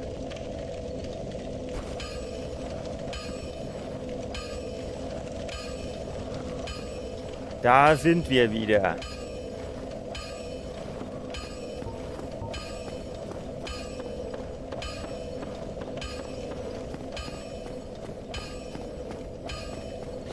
Hier, die müsste ja eigentlich noch kaputt sein, wenn ich es jetzt richtig im Kopf habe. Ich hab mich schon wieder ans Lagerfeuer gebockt. Ja, das ist noch gut. Hier drin. Auch erstmal noch alles okay. So, der Kollege kommt hier runter.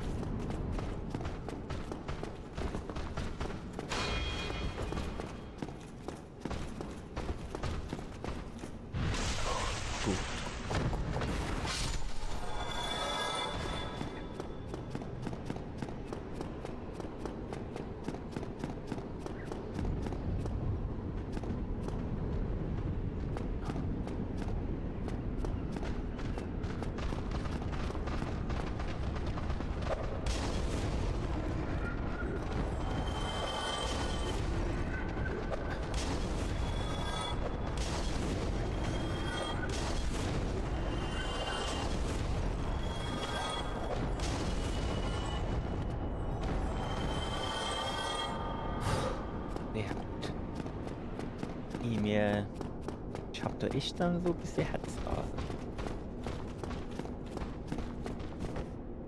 Kommt doch noch einer, ne? Nein.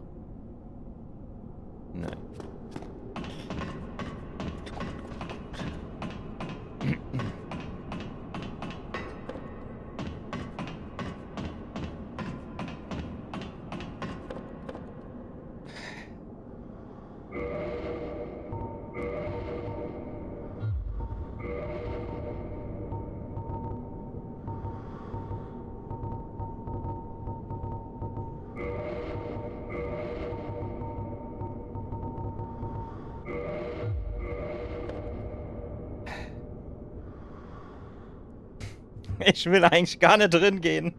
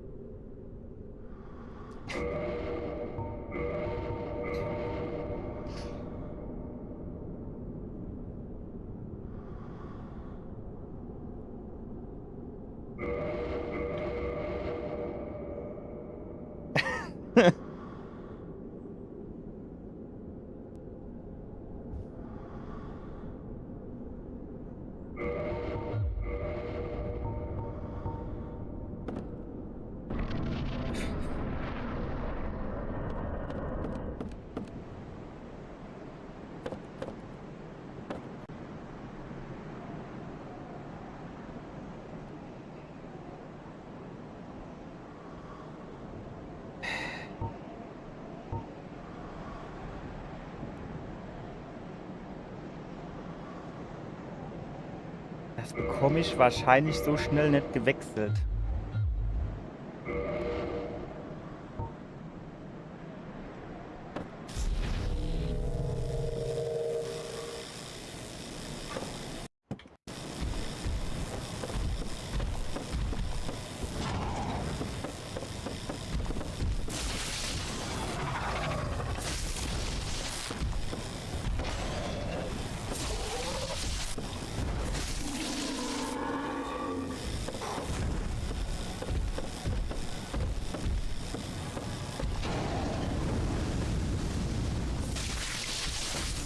Jawohl! Easy! Ich weiß gar nicht, warum ich mir so ins Hemd gemacht habe.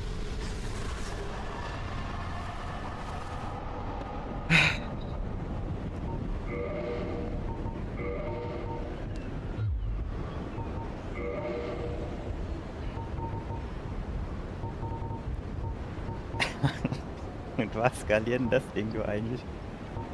D. Na, das ist natürlich nicht so geil.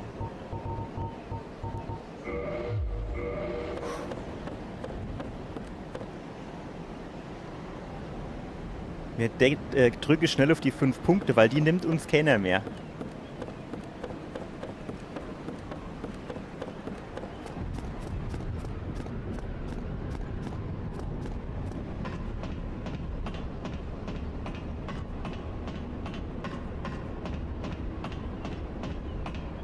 Was hab ich Herzrase, ey.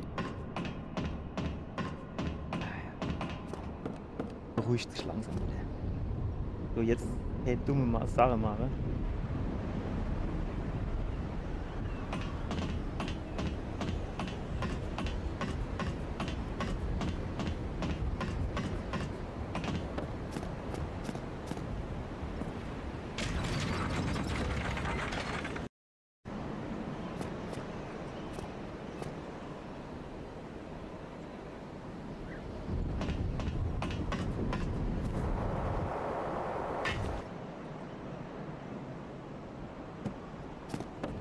Ich weiß nicht.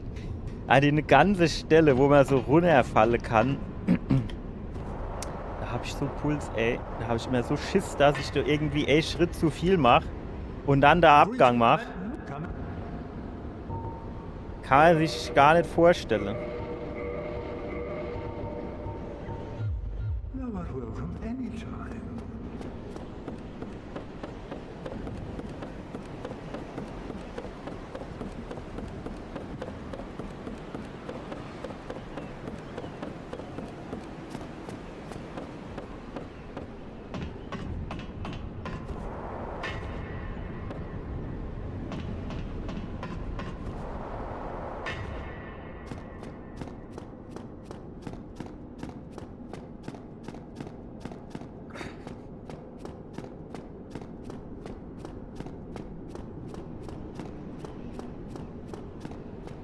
Jetzt ist die Frage, ob man nicht den Habel mache.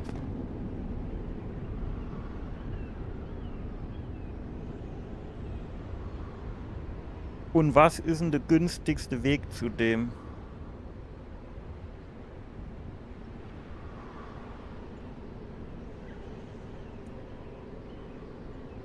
Ich will nicht unter der Brücke durch. Also zumindest nicht der Rückweg, weil da erwischt mich der Drache auf jeden Fall mindestens einmal.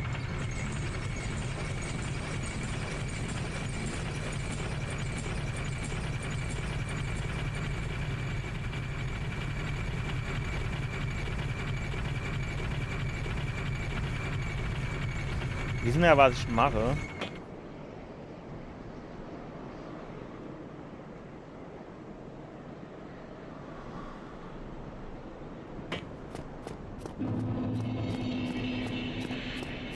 Ich könnte mich ja hier ans Leuchtfeuer hocke.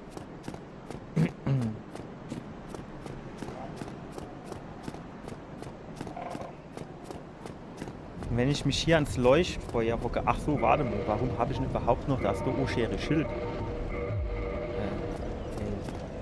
Dann könnte ich theoretisch den Heimkehrknochen nehmen, um hierher zu kommen. Ne?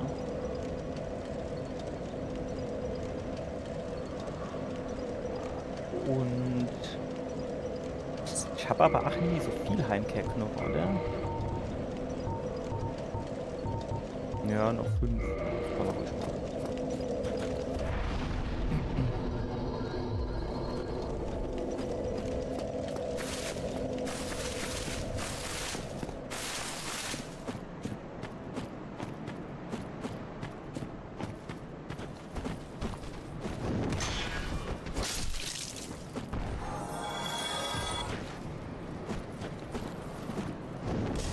Ja, okay, Fall runter. Ach, doch nicht.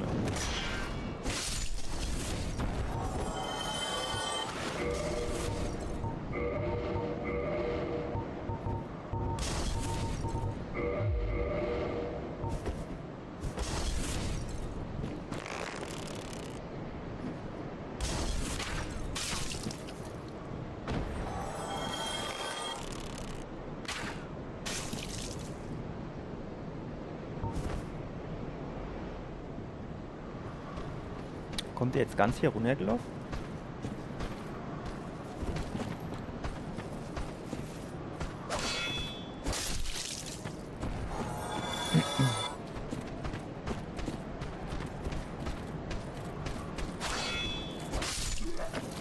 Sehr gut.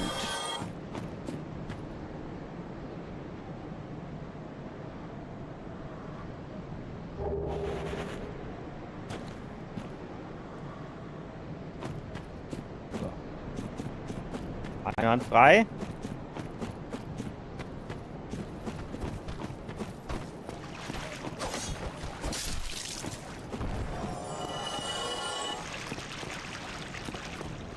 Den Rad, den wir gerade nur ignoriere.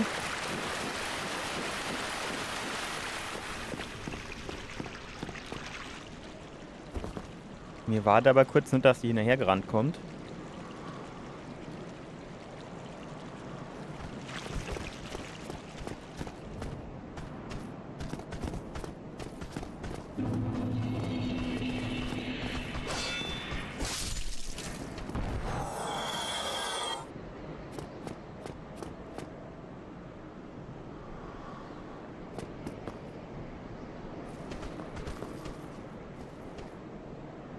Wo kommt der Kollege hierher? Ich sehe den auch hier nirgends irgendwie an irgendeiner Stelle. Hänge. Naja.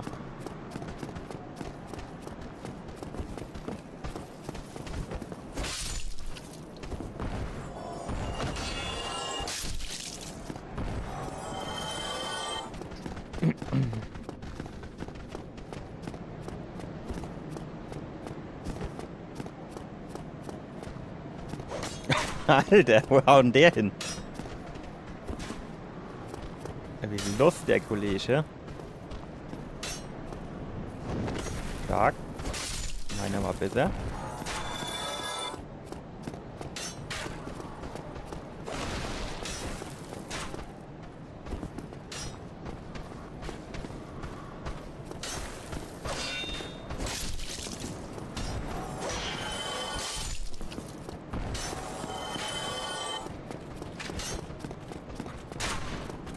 ich glaube, Vollschild gab's hier.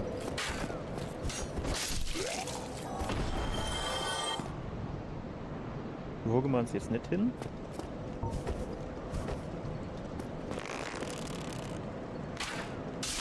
Safety first.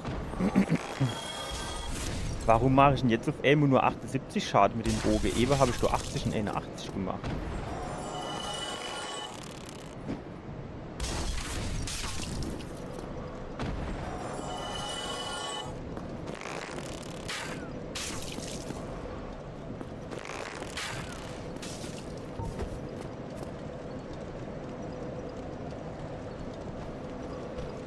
Ah, ich kennt ja, ach, da unten, da habe ich hier vorhin gar nicht gemacht, den eine Ring hole.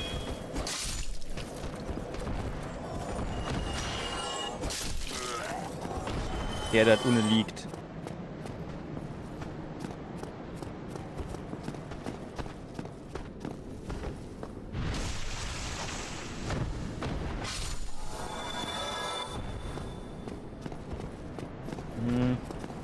Der kommt hier als angelaufen.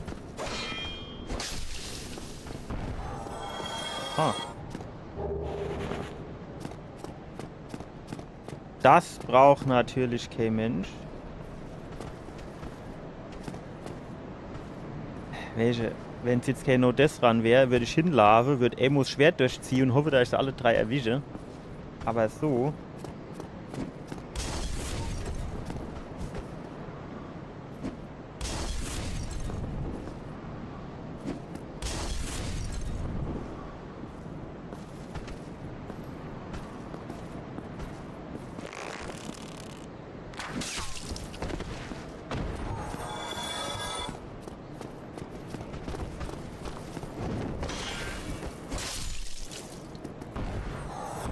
Wie sie so schön synchron gestoppt sind.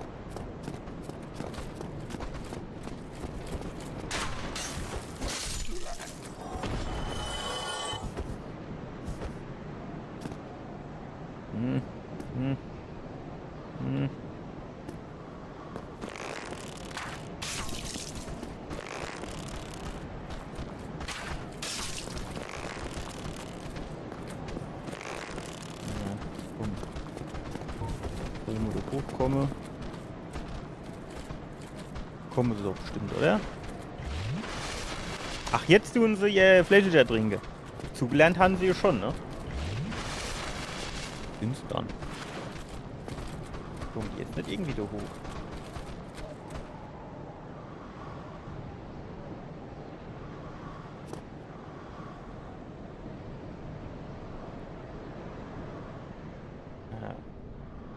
Ohne stehen bleiben ist scheiße, wenn ich ehrlich bin.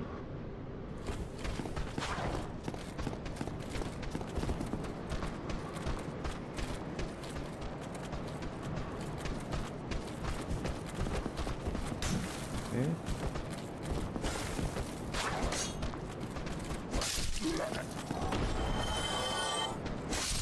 Sehr gut.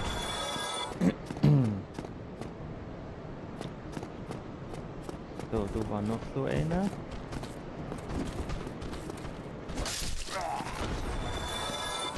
Dann holen wir uns hier unten noch den Ring.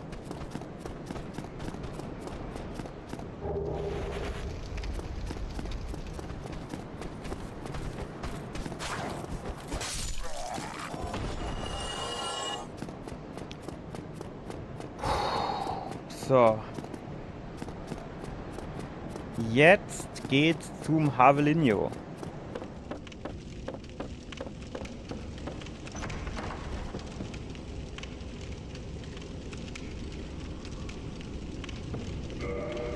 Ich habe schon ein bisschen Schiss, wenn ich jetzt ehrlich bin. Ah, den wollte ich eh noch anziehen. Können wir direkt nur Muschlappertränkchen hauen.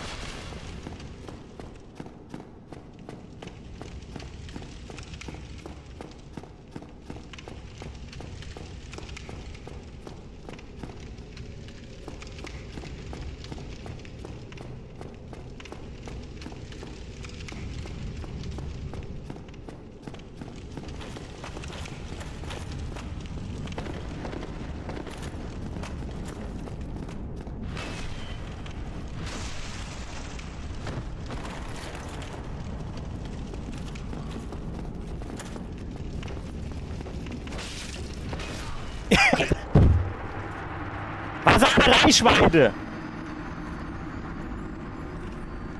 Ich hab doch hinter dem gestanden. Warum hat er denn jetzt wieder kein Backstep gemacht?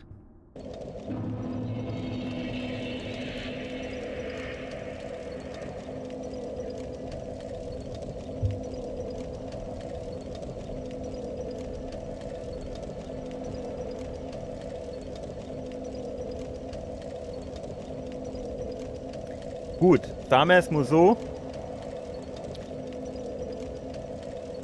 Ist ja eigentlich ein ganz schöner Moment. Wir haben jetzt knapp 2 Stunden gestreamt.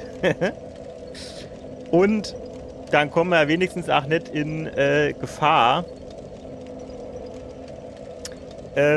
nach meinem Urlaub jetzt noch mal hier weiterzumachen.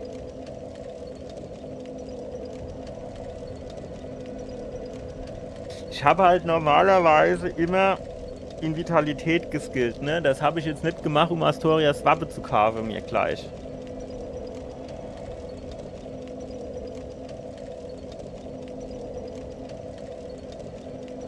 War er wieder zu gierig, ne? Ja, was wir jetzt nach meinem Urlaub spielen, müssen wir mal gucken. Ich tendiere so ein bisschen zu Bloodborne, obwohl ich hier wirklich null Bock habe. Deswegen, ich habe das hier schon seit, keine Ahnung, 3 oder 4 Jahre auf der PS4 und habe es noch nie gespielt, weil ich halt keine Bock habe, mit dem Gamepad zu spielen. Aber das wäre halt noch so das, ja, nicht das letzte, aber so eines der letzten FromSoft-Titel in dem Genre.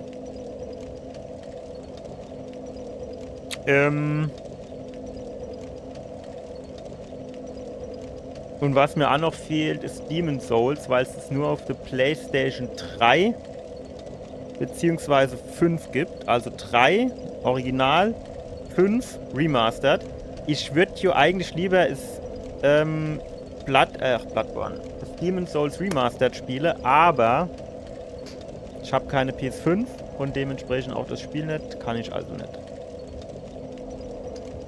Aber Bloodborne bekommen wir hin. Ich weiß jetzt nicht so genau, wie das ist. Also sie beschweren sich hier immer alle, dass das nur 30 FPS hat. Ich weiß halt jetzt nicht, ob mir das auffällt, ob das ins Gewicht fällt. Keine Ahnung. Schauen wir dann halt einfach mal. Gut, dann würde ich sagen, war es das für heute. Ich wünsche euch noch eine schöne Woche, beziehungsweise 2 Wochen, weil Samstag, wie gesagt, bin ich nicht da im Urlaub. Nächste Woche Montag bin ich auch nicht da, Urlaub. Also erst wieder am 18. höchstwahrscheinlich ein Stream. Ich wüsste jetzt nicht, dass ich am 18. irgendwas vorhätte. Aber dann halt spätestens am Montag drauf. Ne? Gut, dann würde ich sagen, bis dann, ne? Ciao.